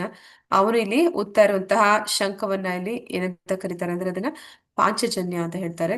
ಅದೇ ರೀತಿ ಅರ್ಜುನನಲ್ಲಿ ಇದ್ದಂತಹ ಒಂದು ಶಂಖ ಅದು ದೇವದತ್ತ. ವೃಕೋದರ ಅಂತಂದ್ರೆ ಅದು ಭೀಮನನ್ನ ವೃಕೋದರ ಅಂತ ಕರಿತಾ ಇದ್ರು. ಅವನು ತುಂಬಾ ಅವನಿಗೆ ಆ ತುಂಬಾ ಆಹಾರ ಸೇವನೆ ಮಾಡ್ತಾ ಇದ್ದ. ಮತ್ತೆ ವೃಕ ಅಂತಂದ್ರೆ ವೃಕೋದರ ಅಂತಂದ್ರೆ ಅದನ್ನ ತೋಳ ಅಂತ ಹೇಳ್ತಾರೆ. ತೋಳಕ್ಕೆ ಎಷ್ಟು ಹಸಿವಾಗುತ್ತೆ ಹಾಗೆ ಅವನಿಗೆ ಭೀಮನಿಗೆ ತುಂಬಾ ಹಸಿವಾಗ್ತಿತ್ತು. ಅಂದ್ರೆ ಅವ್ನು ಬರೀ ಹೊಟ್ಟೆ ಭಾಗ ಅಂತ ಹೇಳಿ ಊಟ ಮಾತ್ರ ಮಾಡ್ತಿರ್ಲಿಲ್ಲ. ಅದಕ್ಕೆ ತಕ್ಕ ಹಾಗೆ ಅವನು ಸಾಹಸದ ಕೆಲಸಗಳನ್ನು ಕೂಡ, ಅದ್ಭುತದ ಸಾಹಸಗಳನ್ನ ಮಾಡ್ತಾ ಇದ್ದ. ಅಂತಹ ಒಂದು ಭೀಮ, ಅವನ ಒಂದು ಶಂಖವನ ಪೌಂಡ್ರ ಅಂತ ಇಲ್ಲಿ ಕರಿತಾ ಇದ್ದಾರೆ. ಆ ಮಹಾಶಂಖಗಳನ್ನ ಅವರು ಓದಿದ್ದಾರೆ.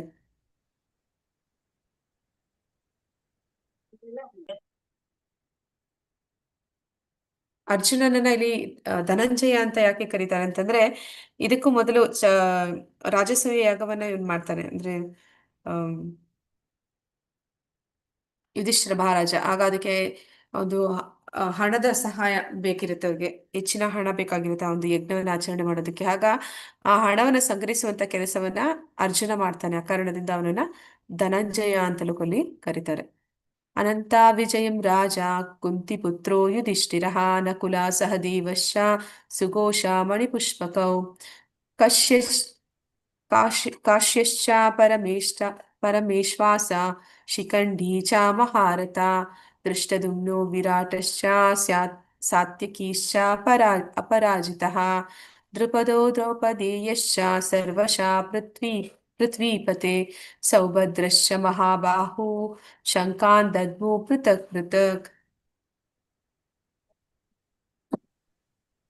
ಕುಂತಿ ಪುತ್ರನಾದ ಯುಧಿಷ್ಠಿರನನ್ನು ಅನಂತ ವಿಜಯನೆಂಬ ತನ್ನ ಶಂಖವನ್ನು ಊದಿದನು. ನಕುಲ ಸಹದೇವರು ಸುಘೋಷ ಮತ್ತು ಮಣಿಪುಷ್ಪಕ ಶಂಖಗಳನ್ನು ಊದಿದರು.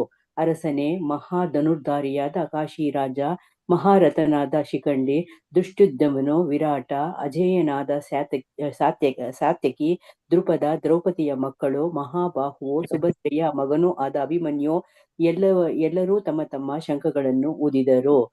ಹರೇ ಕೃಷ್ಣ ಮಾತಾಜಿ. ಧನ್ಯವಾದಗಳು ಮಾತಾಜಿ. ಅಂದ್ರೆ ಇಲ್ಲಿ ಬಂದಂತಹ ಪಾಂಡವರ ಕಡೆ ಇದ್ದಂತ ಎಲ್ಲ ರಾಜರುಗಳು, ಅಂದ್ರೆ ಯುಧಿಷ್ಠಿರ ಮಹಾರಾಜ, ಈ ಯುದ್ಧದ ಒಂದು ಗೆಲುವು ಯುಧಿಷ್ಠಿರ ಮಹಾರಾಜನಿಗೆ ಸೇರ್ಬೇಕಾಗಿರುವಂತದ್ದು. ಯಾಕಂದ್ರೆ ಈ ಯುದ್ಧ ನಡೀತಾ ಇರುವಂತದ್ದೇ ಅವನಿಗಾಗಿ. ಅವನ ರಾಜ್ಯವನ್ನ ಅವನಿಂದ ಕಸಿದುಕೊಂಡಿದ್ದಾರೆ. ಅವನನ್ನ ಮತ್ತೆ ರಾಜನನ್ನಾಗಿ ಮಾಡ್ಬೇಕಾಗಿರುವ ಉದ್ದೇಶದಿಂದ ಈ ಕುರುಕ್ಷೇತ್ರ ನಡೀತಿದೆ. ಅವನು ಕೂಡ ಅನಂತ ವಿಜಯ ಅನ್ನುವಂತ ಶಂಖವನ್ನು ಓದ್ತಾ ಇದ್ದಾನೆ.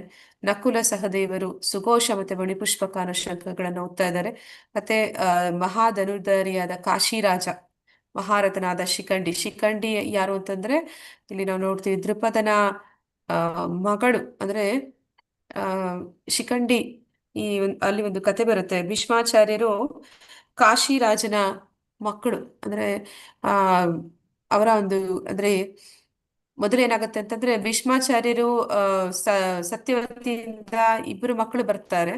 ಆ ಇಬ್ಬರು ಮಕ್ಕಳಿಗೂ ಕೂಡ ವೀರ್ಯ ವಿಚಿತ್ರ ವೀರ್ಯ ಅಂತ ಹೇಳ್ತಾರೆ. ಅವರಿಬ್ಬರಿಗೂ ಕೂಡ ಅಷ್ಟೊಂದು ಸಾಮರ್ಥ್ಯ ಅನ್ನುವಂಥದ್ದು, ಶಕ್ತಿ ಅನ್ನುವಂಥದ್ದು ಇರೋದಿಲ್ಲ. ಆ ಕಾರಣದಿಂದ ಇವನು ಅವರಿಗೆ ಮದುವೆ ಮಾಡಿಸ್ಬೇಕು ಅಂತ ಹೇಳಿ ಆ ಒಂದು ಏನಂತ ಹೇಳ್ತಾರೆ, ಆಗಿನ ಕಾಲದಲ್ಲಿ ಆ ಯಾರು ಆ ರಾಜಕುಮಾರಿಗಳನ್ನ ಗೆಲ್ತಾರೆ ಅವ್ರು ಮದ್ವೆ ಆಗ್ಬೋದು. ಆ ರೀತಿ ಕಾಶಿರಾಜ ಅವನು ಅಲ್ಲಿ ಅವನ ರಾಜ್ಯದಲ್ಲಿ ಏನಂತ ಹೇಳ್ತಾರೆ ಹರಿಕೃಷ್ಣ, ಸ್ವಯಂವರ ಆ ಸ್ವಯಂವರವನ್ನ ಏರ್ಪಡಿಸಿರ್ತಾನೆ. ಅಲ್ಲಿಗೆ ಭೀಷ್ಮಾಚಾರ್ಯರು ಹೋಗಿ 3 ಜನರನ್ನ ಗೆಲ್ತಾನೆ, ಅವರ 3 ಹೆಣ್ಮಕ್ಳನ್ನ. ಏನಿರುತ್ತೆ ಅವ್ರ ಹೆಸರು ಹರಿಕೃಷ್ಣ, ನೆನಪಿದ್ಯಾ?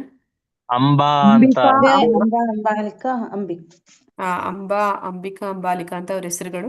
ಇಲ್ಲಿ ಅಂಬಾ ಅನ್ನುವಂಥದ್ದು ಆ ಶಿಖಂಡಿ ಅಂದ್ರೆ ಮೂವರನ್ನು ಕೂಡ ಗೆಲ್ಲಬೇಕು ಅಂತ ಇರುತ್ತೆ. ಅಂದ್ರೆ ಈ ಸ್ವಯಂವರ ಅಂದ್ರೆ ಯಾವ ರೀತಿ ಇರುತ್ತೆ ಅಂದ್ರೆ ರಾಜ್ಕುಮಾರಿಗಳು ಕೂಡ ಅವ್ರಿಗೆ ಇಷ್ಟವಾದವ್ರನ್ನ ಆಯ್ಕೆ ಮಾಡ್ಕೋಬಹುದು, ಆ ರೀತಿ ಇರುತ್ತೆ. ಆದ್ರೆ ಈ ಅಂಬಾ ಬಂದು ಏನ್ ಮಾಡ್ತಾಳೆ, ಅವಳಿಗೆ ಬೇರೆ ರಾಜನ ಮೇಲೆ ಅವಳಿಗೆ ಇಚ್ಛೆ ಇರುತ್ತೆ. ಅವನು ಕೂಡ ಅಲ್ಲಿಗೆ ಬಂದಿರ್ತಾನೆ, ಅವನನ್ನ ವರಿಸ್ಬೇಕು ಅಂತ ಅವಳ ಮನಸ್ಸಿನಲ್ಲಿ ಇರುತ್ತೆ. ಆದ್ರೆ ಭೀಷ್ಮರು ಏನ್ ಮಾಡ್ಬಿಡ್ತಾರೆ, ಮೂವರನ್ನು ಕೂಡ ಗೆದ್ದು ಬಿಡ್ತಾರೆ. ಕೊನೆಗೆ ಅವರಿಬ್ರು ತಂಗಿರು ಅಂದ್ರೆ ಅವರು ಅವರ ಜೊತೆಲಿ, ಅಂದ್ರೆ ಅವ್ರು ಗೆದ್ದದ್ದು ತನ್ನ ಮದ್ವೆ ಆಗೋದಕ್ಕಲ್ಲ, ಆ ಸತ್ಯವತಿಯ ಮಕ್ಕಳನ್ನ ಮದ್ವೆ ಮಾಡಿಸೋದಕ್ಕೆ. ಅವ್ರು ಕರ್ಕೊಂಡು ಹೋಗ್ಬೇಕಾದ್ರೆ ಅಂಬಾ ಹೇಳ್ತಾಳೆ, ಅಂದ್ರೆ ಅವಳಿಗೆ ತುಂಬಾ ಬೇಸರ ಆಗಿರುತ್ತೆ. ಅಂದ್ರೆ ಅವಳಿಗೆ ಮನಸ್ಸಿರುತ್ತೆ, ಪ್ರೀತಿ ಇರುತ್ತೆ ಇನ್ನೊಂದು ರಾಜನ ಮೇಲೆ. ಈಗ ಅವನು ಬಿಟ್ಟು ಹೋಗ್ಬಿಡ್ತಾನೆ. ಏನಂತ ಹೇಳ್ತಾನೆ, ನಿನ್ನನ್ನು ಗೆದ್ದಿದ್ದಾನೆ ಅಂದ್ಮೇಲೆ ನಾನ್ ನಿನ್ನ ಮದ್ವೆ ಆಗೋದಿಕ್ಕಾಗಲ್ಲ ಅಂತ ಹೇಳಿ ಅವಳ ಮನಸ್ಸು ನೋಯಿಸಿ ಹೊಟ್ಟೋಗಿರ್ತಾನೆ. ಈಗ ಅವಳು ಕೋಪ ಬಂದಿರುತ್ತೆ.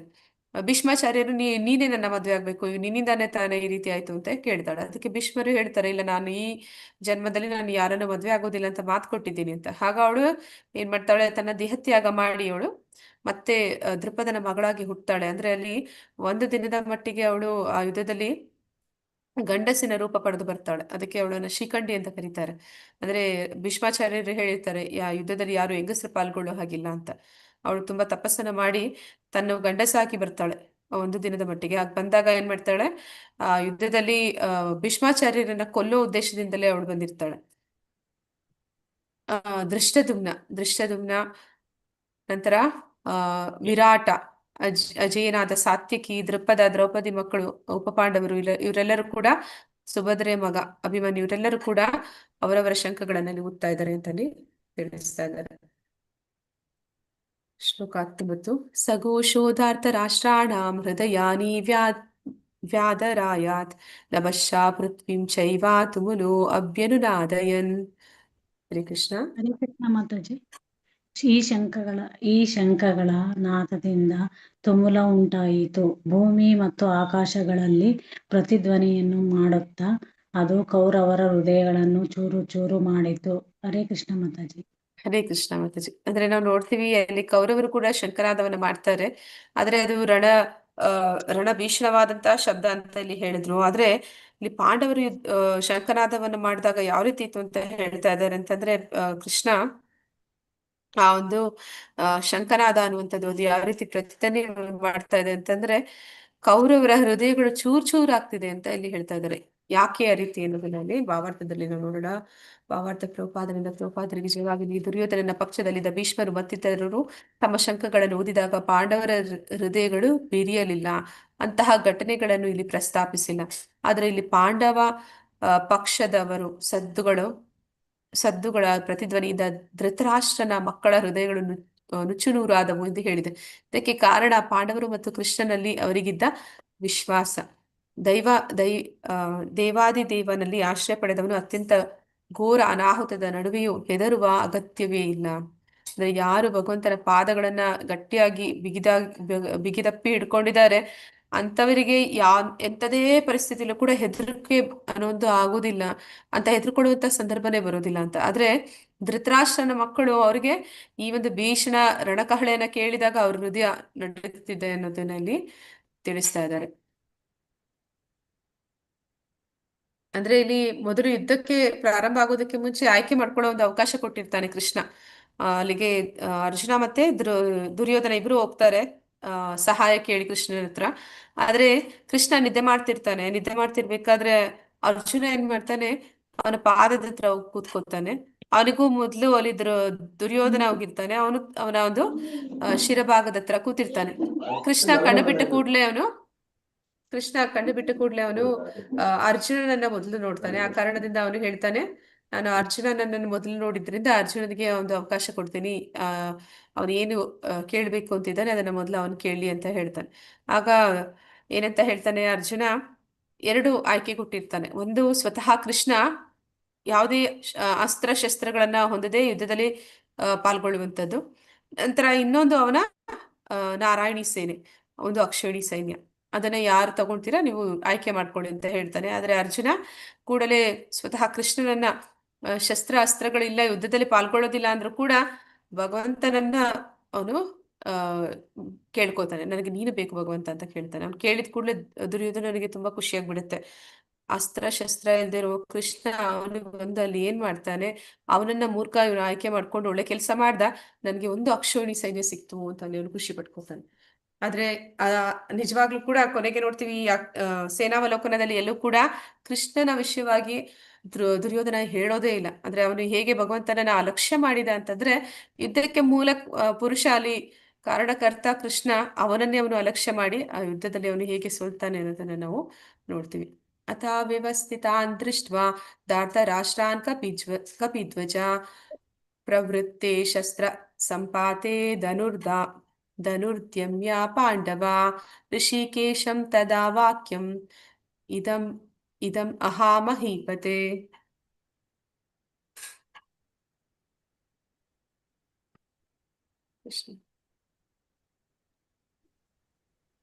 ಹರಸನೆ.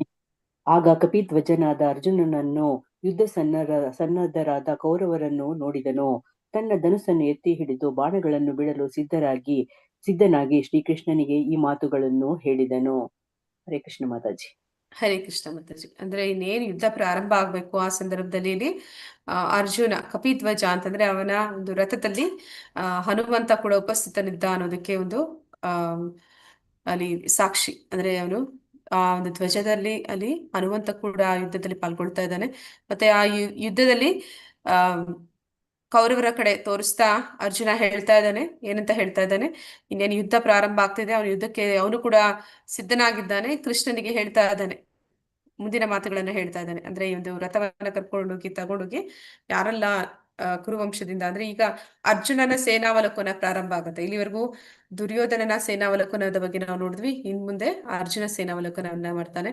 ಯಾರೆಲ್ಲ ಯುದ್ಧಕ್ಕೆ ಬಂದಿದ್ದಾರೆ, ಯಾರೆಲ್ಲ ನನ್ನ ವಿರುದ್ಧ ಯುದ್ಧಕ್ಕೆ ಸಿದ್ಧರಿದ್ದಾರೆ ಅನ್ನುವಂಥದ್ದು ನೋಡ್ಬೇಕು ಅಂತ ಹೇಳಿ ಅಲ್ಲಿ ಆ ಒಂದು ರಥವನ್ನ ಸ್ಥಾಪನೆ ಮಾಡುವಂತ ಅಲ್ಲಿ ಹೇಳ್ತಾನೆ. ಅರ್ಜುನ ಉವಾಚ ಸೇನೆಯೋರುಭಯೋರ್ಮಧ್ಯೆ ರಥಂ ಸ್ಥಾಪಯಾಮಿ ಅಚ್ಯುತ ಯಾವದೇವಾನ್ ನಿರೀಕ್ಷೆ ಅಹಂ ಯುದ್ಧೋ ಕಾಮಾನ್ ಅವಸ್ಥಿತಾನ್ ಕೈಮರ್ಯಾ ಸಹ ಯೋಧವ್ಯಂ ಅಸ್ಮಿನ್ ಸಮುದ್ಯಮೇ. ಹರೇ ಕೃಷ್ಣ ಮಾತಾಜಿ. ಅರ್ಜುನನು ಹೇಳಿದ, ಏ ಅಚ್ಯುತ, ಯುದ್ಧ ಮಾಡಲು ಸನ್ನದ್ಧವಾಗಿರುವ ಇವರನ್ನು ಮತ್ತು ಈ ಘೋರ ಶಸ್ತ್ರ ಸ್ಪರ್ಧೆಯಲ್ಲಿ ನಾನು ಯಾರೊಡನೆ ಹೋರಾಡಬೇಕೋ ಅವರನ್ನು ನೋಡಲು ಸಾಧ್ಯವಾಗುವಂತೆ ಈ ಎರಡು ಸೈನ್ಯಗಳ ಮಧ್ಯೆ ನನ್ನ ರಥವನ್ನು ನಿಲ್ಲಿಸು. ಹರೇ ಕೃಷ್ಣ ಮಾತಾಜಿ. ಧನ್ಯವಾದಗಳು ಮಾತಾಜಿ. ಅಂದ್ರೆ ಇಲ್ಲಿ ಅವನು ಹೇಳ್ತಾ ಇದ್ದಾನೆ, ಈಗ ಯಾರೆಲ್ಲ ನನ್ನ ಜೊತೆ ಯುದ್ಧ ಮಾಡೋದಕ್ಕೆ ಬಂದಿದ್ದಾರೆ ಅವರನ್ನ ನಾನೀಗ ಒಮ್ಮೆ ನೋಡ್ಬೇಕು. ಯಾರೆಲ್ಲ ನನ್ನ ಜೊತೆ ಯುದ್ಧ ಮಾಡೋದಕ್ಕೆ ಎಷ್ಟು ಉತ್ಸಾಹದಿಂದ ಇಲ್ಲಿ ಸನ್ನದ್ಧರಾಗಿದ್ದಾರೆ ಅವರನ್ನ ನಾನು ಒಂದ್ಸಲಿ ನೋಡ್ಬೇಕು ಅಂತ. ಆ ಕಾರಣಕ್ಕಾಗಿ ಅವರ ಮುಂದೆ ನನ್ನ ರಥವನ್ನ ತಗೊಂಡೋಗಿ ನಿಲ್ಲಿಸು ಅಂತ ಹೇಳಿ ಸಾರಥಿಯಾಗಿರುವಂತಹ ಭಗವಂತನಿಗೆ ಅವನು ತಿಳಿಸ್ತಾ ಇದ್ದಾನೆ. ಭಾವಾರ್ಥ ಪ್ರಭುಪಾದರಿಗೆ ಜಯವಾಗಲಿ. ಶ್ರೀಕೃಷ್ಣನು ದೇವೋತ್ತಮ ಪರಮಪುರುಷನೇ ಆದರೂ ಅನಿಮಿತ್ತ ಕಾರಣದಿಂದ ಆತನು ತನ್ನ ಗೆಳೆಯನ ಸೇವೆಯಲ್ಲಿ ತೊಡಗಿದ್ದನು. ಅಂದ್ರೆ ಭಗವಂತ ಯಾವ ರೀತಿ ಅಂತಂದ್ರೆ ಅವನು ಭಕ್ತವತ್ಸಲ, ಅವನಿಗೆ ಭಕ್ತರ ಸೇವೆ ಮಾಡುವಂಥದ್ದು. ಅಂದ್ರೆ ಎಲ್ಲ ಭಕ್ತರು ಭಗವಂತನ ಸೇವೆ ಮಾಡ್ತಾರೆ, ಆದ್ರೆ ಭಗವಂತ ಸ್ವತಃ ಭಕ್ತರ ಸೇವೆಯಲ್ಲಿ ತೊಡಗ್ತಾನೆ ಅನ್ನೋದಕ್ಕೆ ಇಲ್ಲಿ ನಾವು ನೋಡ್ತೀವಿ. ಅವನು ಸಾರಥಿ ಆಗೋದಕ್ಕೂ ಕೂಡ ಸಿದ್ಧ ಆಗ್ಬಿಟ್ಟಿದ್ದಾನೆ. ತನ್ನ ಭಕ್ತರಲ್ಲಿ ಎಂದೂ ಅವನ ಪ್ರೀತಿಯನ್ನು ತೋರದಿರುವುದಿಲ್ಲ. ಅಂದ್ರೆ ಅವನು ಎಲ್ಲರಿಗೂ ತನ್ನ ಭಕ್ತರಿಗೆ ಆ ಪ್ರೀತಿಯನ್ನು ತೋರಿಸ್ತಾನೆ. ಆದ್ದರಿಂದ ಇಲ್ಲಿ ಆತನನ್ನು ಅಚ್ಯುತ ಎಂದು ಸಂಬೋಧಿಸಿದೆ. ಅಂದ್ರೆ ಚ್ಯುತಿ ಇಲ್ಲದವನು, ಅಂದ್ರೆ ಅವನ ಒಂದು ದೇವೋತ್ತಮ ಪರಮ ಪುರುಷ ಅವನು ಸಾರಥಿ ಆದ ಕಾರಣ ಅವನ ಒಂದು ಏನಂತ ಹೇಳ್ತಾರೆ, ಸಾಮರ್ಥ್ಯ ಅದು ಕಡಿಮೆ ಆಗ್ಲಿಲ್ಲ. ಅವನು ಕೆಳಗೆ ಇಳಿದ್ಬಿಟ್ಟಿಲ್ಲ ಅಂತ. ಚ್ಯುತಿ ಅನ್ನುವಂಥದ್ದು ಆಗೋದಿಲ್ಲ ಅವನಿಗೆ ಅಂತ. ಸಾರಥಿಯಾಗಿ ಅವನು ಅರ್ಜುನನ ಅಪ್ಪಣೆಯಂತೆ ನಡೆಯಬೇಕಾಗಿತ್ತು. ಹೀಗೆ ನಡೆದುಕೊಳ್ಳಲು ಆತನು ಹಿಂದೆಗೆಯದಿದ್ದರಿಂದ ಆತನನ್ನು ಅಚ್ಯುತ ಎಂದು ಸಂಬೋಧಿಸಿದೆ. ತನ್ನ ಭಕ್ತನಿಗಾಗಿ ಸಾರಥಿ ಸ್ಥಾನವನ್ನು ಒಪ್ಪಿಕೊಂಡಿದ್ದರೂ ಅವನ ಸರ್ವೋಚ್ಚ ಸ್ಥಾನಕ್ಕೆ ಎದಿರಿಲ್ಲ. ಅಂದ್ರೆ ಅವನ ಒಂದು ದೇವೋತ್ತಮ ಪರಮ ಪುರುಷ ಅನ್ನುವಂಥದ್ದು ಅವನು ಸದಾ ಯಾವಾಗ್ಲೂ ಅದು ಸರ್ವೋಚ್ಚ ಸ್ಥಾನ. ಅವನು ಅಲ್ಲಿಂದ ಕಡಿಮೆ ಆಗೋದಿಲ್ಲ, ಅಲ್ಲಿಂದ ಅವನು ಚ್ಯುತಿ ಆಗೋದಿಲ್ಲ. ಎಲ್ಲಾ ಸನ್ನಿವೇಶದಲ್ಲಿ ಅವನು ದೇವೋತ್ತಮ ಪರಮ ಪುರುಷನೇ. ಋಷಿಕೇಶ ಎಂದರೆ ಸಕಲ ಇಂದ್ರಿಯಗಳ ಸ್ವಾಮಿ. ಭಗವಂತನಿಗೂ ಅವನ ಸೇವಕನಿಗೂ ನಡುವಣ ಸಂಬಂಧ ಅತಿ ಮಧುರ ಮತ್ತು ಅಲೌಕಿಕ. ಸೇವಕನು ಭಗವಂತನ ಸೇವೆಗೆ ಸದಾ ಸಿದ್ಧ. ಹಾಗೆ ಭಗವಂತನು ತನ್ನ ಭಕ್ತನಿಗೆ ಒಂದಿಷ್ಟು ಸೇವೆ ಮಾಡಲು ಸದಾ ಅವಕಾಶವನ್ನು ಹುಡುಕ್ತಾ ಇರ್ತಾನೆ. ತಾನೇ ಅಪ್ಪಣೆ ನೀಡುವ ಪ್ರಭುವಾಗುವುದಕ್ಕಿಂತ ತನ್ನ ಪರಿಶುದ್ಧ ಭಕ್ತನೇ ತನಗೆ ಅಪ್ಪಣೆ ನೀಡುವ ಸ್ಥಾನವನ್ನು ವಹಿಸಿಕೊಂಡಾಗ ಭಗವಂತನಿಗೆ ಹೆಚ್ಚು ಸಂತೋಷ ಆಗುತ್ತೆ. ಅವನೇ ಪ್ರಭುವಾದದ್ದರಿಂದ ಎಲ್ಲರೂ ಅವನ ಆಜ್ಞಾಧಾರಕರು. ಅವನಿಗೆ ಅಪ್ಪಣೆ ಮಾಡಲು ಅವನಿಗಿಂತ ಉಚ್ಚರಾದವರು ಇಲ್ಲ. ಹೀಗೆ ತಾನೇ ಎಲ್ಲ ಆಗುಹೋಗುಗಳ ಪ್ರಭುವಾದರೂ ಪರಿಶುದ್ಧ ಭಕ್ತನೊಬ್ಬನು ತನಗೆ ಅಪ್ಪಣೆ ಮಾಡುವುದನ್ನು ಕಂಡಾಗ ಭಗವಂತನಿಗೆ ಅಲೌಕಿಕ ಆನಂದವಾಗುತ್ತೆ. ಭಗವಂತನ ಪರಿಶುದ್ಧ ಭಕ್ತನಾದ ಅರ್ಜುನನಿಗೆ ತನ್ನ ದಾಯಾದಿಗಳೊಡನೆ ಮತ್ತು ಸಹೋದರರೊಡನೆ ಯುದ್ಧ ಮಾಡಲು ಇಚ್ಛೆ ಇರಲಿಲ್ಲ. ಆದರೆ ಶಾಂತಿಯ ಮಾರ್ಗದ ಯಾವುದೇ ಸಂಧಾನಕ್ಕೆ ಒಪ್ಪದ ದುರ್ಯೋಧನನ ಹಠಮಾರಿತನದಿಂದ ಆತನು ರಣಭೂಮಿಗೆ ಬರಬೇಕಾಯಿತು. ಆತನಿಗೆ ರಣಭೂಮಿಯಲ್ಲಿದ್ದ ಪ್ರಮುಖರನ್ನು ಕಾಣುವ ಕುತೂಹಲ ಉಂಟಾಯಿತು. ರಣಭೂಮಿಯಲ್ಲಿ ಶಾಂತಿಯ ಪ್ರಯತ್ನದ ಸಾಧ್ಯತೆಯೇ ಇಲ್ಲವಾದ್ದರಿಂದ ಅವರನ್ನು ಮತ್ತೆ ನೋಡಲು ಮತ್ತೆ ಅನಗತ್ಯವಾದ ಯುದ್ಧಕ್ಕೆ ಅವರು ಎಷ್ಟು ಕಾತರರಾಗಿದ್ದಾರೆ ಎಂದು ಕಾಣುವ ಬಯಕೆ ಅವನಿಗಾಗಿತ್ತು. ಅಂದ್ರೆ ಇಲ್ಲಿ ಭಗವಂತ ಅವನನ್ನ ಹೇಗೆ ಅರ್ಜುನ ಯುದ್ಧಕ್ಕೆ ರೆಡಿಯಾಗಿದ್ದಾನೆ, ಶಂಕನಾದ ಮಾಡಿದ್ದಾನೆ, ಯುದ್ಧಕ್ಕೆ ಯಾರೆಲ್ಲ ಬಂದಿದ್ದಾರೆ ನೋಡ್ಬೇಕು ಅಂತ ಇಚ್ಛೆ ಪಡ್ತಾ ಇದ್ದಾನೆ. ಇಷ್ಟೆಲ್ಲ ಆದ್ಮೇಲೆ ಭಗವಂತ ಋಷಿಕೇಶನಾಗಿ ಅವನ ಇಂದ್ರಿಯಗಳನ್ನ ಒಡೆಯನಾಗಿ ಅವನನ್ನ ಹೇಗೆ ಒಂದು ವಿಷಾದದಲ್ಲಿ ಮುಳುಗಿಸ್ತಾನೆ ಅಂದ್ರೆ ಆ ಒಂದು ಸಂದರ್ಭವನ್ನ ಅವನಿಗೆ ಸೃಷ್ಟಿ ಮಾಡ್ತಾನೆ. ಅವನು ಎಷ್ಟೋ ಯುದ್ಧಗಳನ್ನ ಮಾಡಿದಂತವನು ಅರ್ಜುನ. ಅಂತಹ ಅರ್ಜುನನಿಗೆ ಆ ಒಂದು ಪರಿಸ್ಥಿತಿಯನ್ನ, ಅಂತ ಒಂದು ಮನಸ್ಥಿತಿಯನ್ನ ಅಲ್ಲಿ ಕೃಷ್ಣ ತರ್ತಾನೆ. ಆ ಮೂಲಕ ನಮ್ಮೆಲ್ಲರಿಗೂ ಕೂಡ ಈ ಭಗವದ್ಗೀತೆಯ ಕೊಡುಗೆಯಾಗಿ ನಮ್ಗೆಲ್ಲರಿಗೂ ಸಿಗ್ತಾ ಇದೆ. ಆ ಜ್ಞಾನವನ್ನ ಅರ್ಜುನನಿಗೂ ಕೊಡ್ತಾ ಅಂದ್ರೆ ಏನಂತ ಹೇಳ್ತಾರೆ ಗೀತಾ ಮಹಾತ್ಮ್ಯದಲ್ಲಿ ಅಂದ್ರೆ ಅರ್ಜುನ ಕರುವಾಗಿ, ಅಂದ್ರೆ ಹಸು ಅನ್ನುವಂಥದ್ದು ಹಾಲು ಕೊಡುವಂಥದ್ದು ಯಾರಿಗಾಗಿ? ಹರೇ ಕೃಷ್ಣ. ಹಸು ಹಾಲು ಯಾರಿಗಂತ ಕೊಡುತ್ತದು? ಕರುಗೆ ಮತ್ತೆ ಕರುಗಾಗಿ ಕೊಡುತ್ತೆ. ಆದ್ರೆ ಆ ಕರುವೆ ಎಲ್ಲ ಹಾಲನ್ನ ಕುಡಿದು ಬಿಡುತ್ತಾ? ಇಲ್ಲ ಮಾತಾಜಿ. ನಮಗ್ ಕೊಡುತ್ತದ. ಅದು ಸ್ವಲ್ಪ ಮಾತ್ರನೇ, ಅದಕ್ಕೆ ಎಷ್ಟು ಬೇಕೋ ಅಷ್ಟೇನೆ ಕೊಡ್ತಾರೆ, ಉಳಿದುದನ್ನ ನಾವು ತಗೋತೀವಿ. ಹಾಗೆ ಇಲ್ಲಿ ಕೃಷ್ಣ ಕೂಡ ಈ ಒಂದು ಗೀತಾಮೃತವನ್ನ, ಈ ಒಂದು ಅಮೃತದಂತಹ ಸುಧೆಯನ್ನ ಅವನು ಅರ್ಜುನನಿಗೆ ಕೊಡುವ ಮೂಲಕ ನಮ್ಮೆಲ್ಲರಿಗೂ ಕೂಡ ಕೊಡ್ತಾ ಇದ್ದಾನೆ. ಅದನ್ನೇ ನಾವು ನೋಡ್ತೀವಿ. ಯೋತ್ಸ್ಯಾಮಾನಾನ್ ಅವೀಕ್ಷೆ ಅಹಂ ಯೇ ತೇ ಅತ್ರ ಸಮಾಗತಃ ಧಾರ್ತರಾಷ್ಟ್ರಸ್ಯ ದುರ್ಬುದ್ಧೇ ಯುದ್ಧೇ ಪ್ರಿಯಾ ಚಿಕೀರ್ಷವಃ. ಹರೇ ಕೃಷ್ಣ. ದುರ್ಬುದ್ಧಿ ಅವನಾದ ರಾಷ್ಟ್ರನ ಮಗನನ್ನು ಸುಪ್ರೀತಗೊಳಿಸುವ ಅಪೇಕ್ಷೆಯಿಂದ ಯುದ್ಧ ಮಾಡಲು ಇಲ್ಲಿಗೆ ಯಾರು ಬಂದಿದ್ದಾರೆ ಎಂದು ನಾನು ನೋಡಲು ಬಯಸುತ್ತೇನೆ. ಹರೇ ಕೃಷ್ಣ ಮಾತಾಜಿ. ಧನ್ಯವಾದಗಳು ಪ್ರಭುಜಿ. ದುರ್ಬುದ್ಧಿಯಾದವನು ಧೃತರಾಷ್ಟ್ರನ ಮಗ ಅಂತ ಇಲ್ಲಿ ದುರ್ಯೋಧನನ್ನ ಹೇಳ್ತಾ ಇದ್ದಾನೆ. ಅಂದ್ರೆ ಅವನು ಎಲ್ಲ ಕೆಟ್ಟ ಬುದ್ಧಿ ಇರುವಂತಹ ಒಂದು ಅಧರ್ಮದಲ್ಲಿ ತೊಡಗಿರುವಂತಹ ವ್ಯಕ್ತಿ. ಅವನ ಜೊತೆ ಬಂದಿದ್ದಾರೆ ಯುದ್ಧಕ್ಕೆ ಅಂತಂದ್ರೆ ಅವರು ಕೂಡ ಅಂತಹದೇ ದುರ್ಬುದ್ಧಿ ಇರುವಂತಹ ಜನನೇ ಆಗಿರ್ಬೇಕು. ಯಾರಲ್ಲ ಅಂತವ್ರು, ಅವ್ರನ್ನ ನೋಡ್ಬೇಕು ಅಂತ ಅವನು ಅಪೇಕ್ಷಿಸ್ತಾ ಇದ್ದಾನೆ. ನಾವ್ ಇಲ್ಲಿಗೆ ನಿಲ್ಸೋಣ, ನಾಳೆ ಇದನ್ನು ಮುಂದುವರಿಸೋಣ. ವಾಂಛಾ ಕಲ್ಪತರುಭ್ಯಶ್ಚ ಕೃಪಾ ಸಿಂಧುಭ್ಯ ಏವ ಚ ಪತಿತನಾಂ ಪಾವನೇಭ್ಯೋ ವೈಷ್ಣವೇಭ್ಯೋ ನಮೋ ನಮಃ.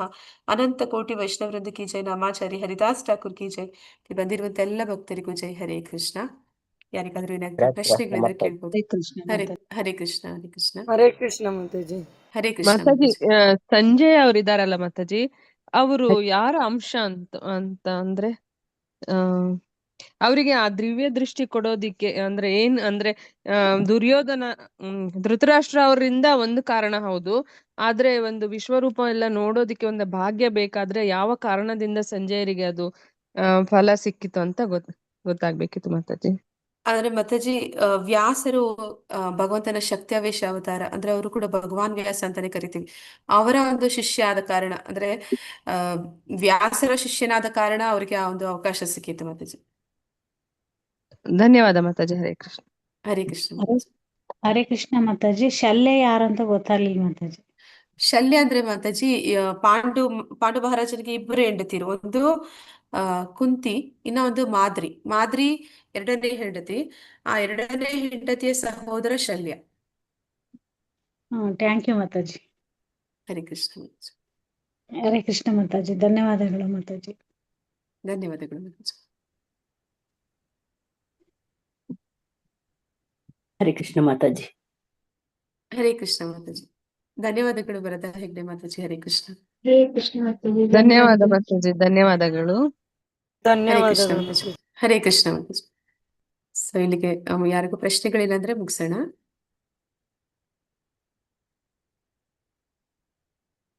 ನಾಳೆ ಎಲ್ಲರೂ 8 ಗಂಟೆಗೆ ಸರಿಯಾಗಿ ಬಂದು ಜಾಯ್ನ್ ಆಗಿ ಎಲ್ಲರೂ ನಾಳೆ ಮುಂದುವರಿಸೋಣ ಚಾಪ್ಟರ್ ಅನ್ನ. ಹರೇ ಕೃಷ್ಣ.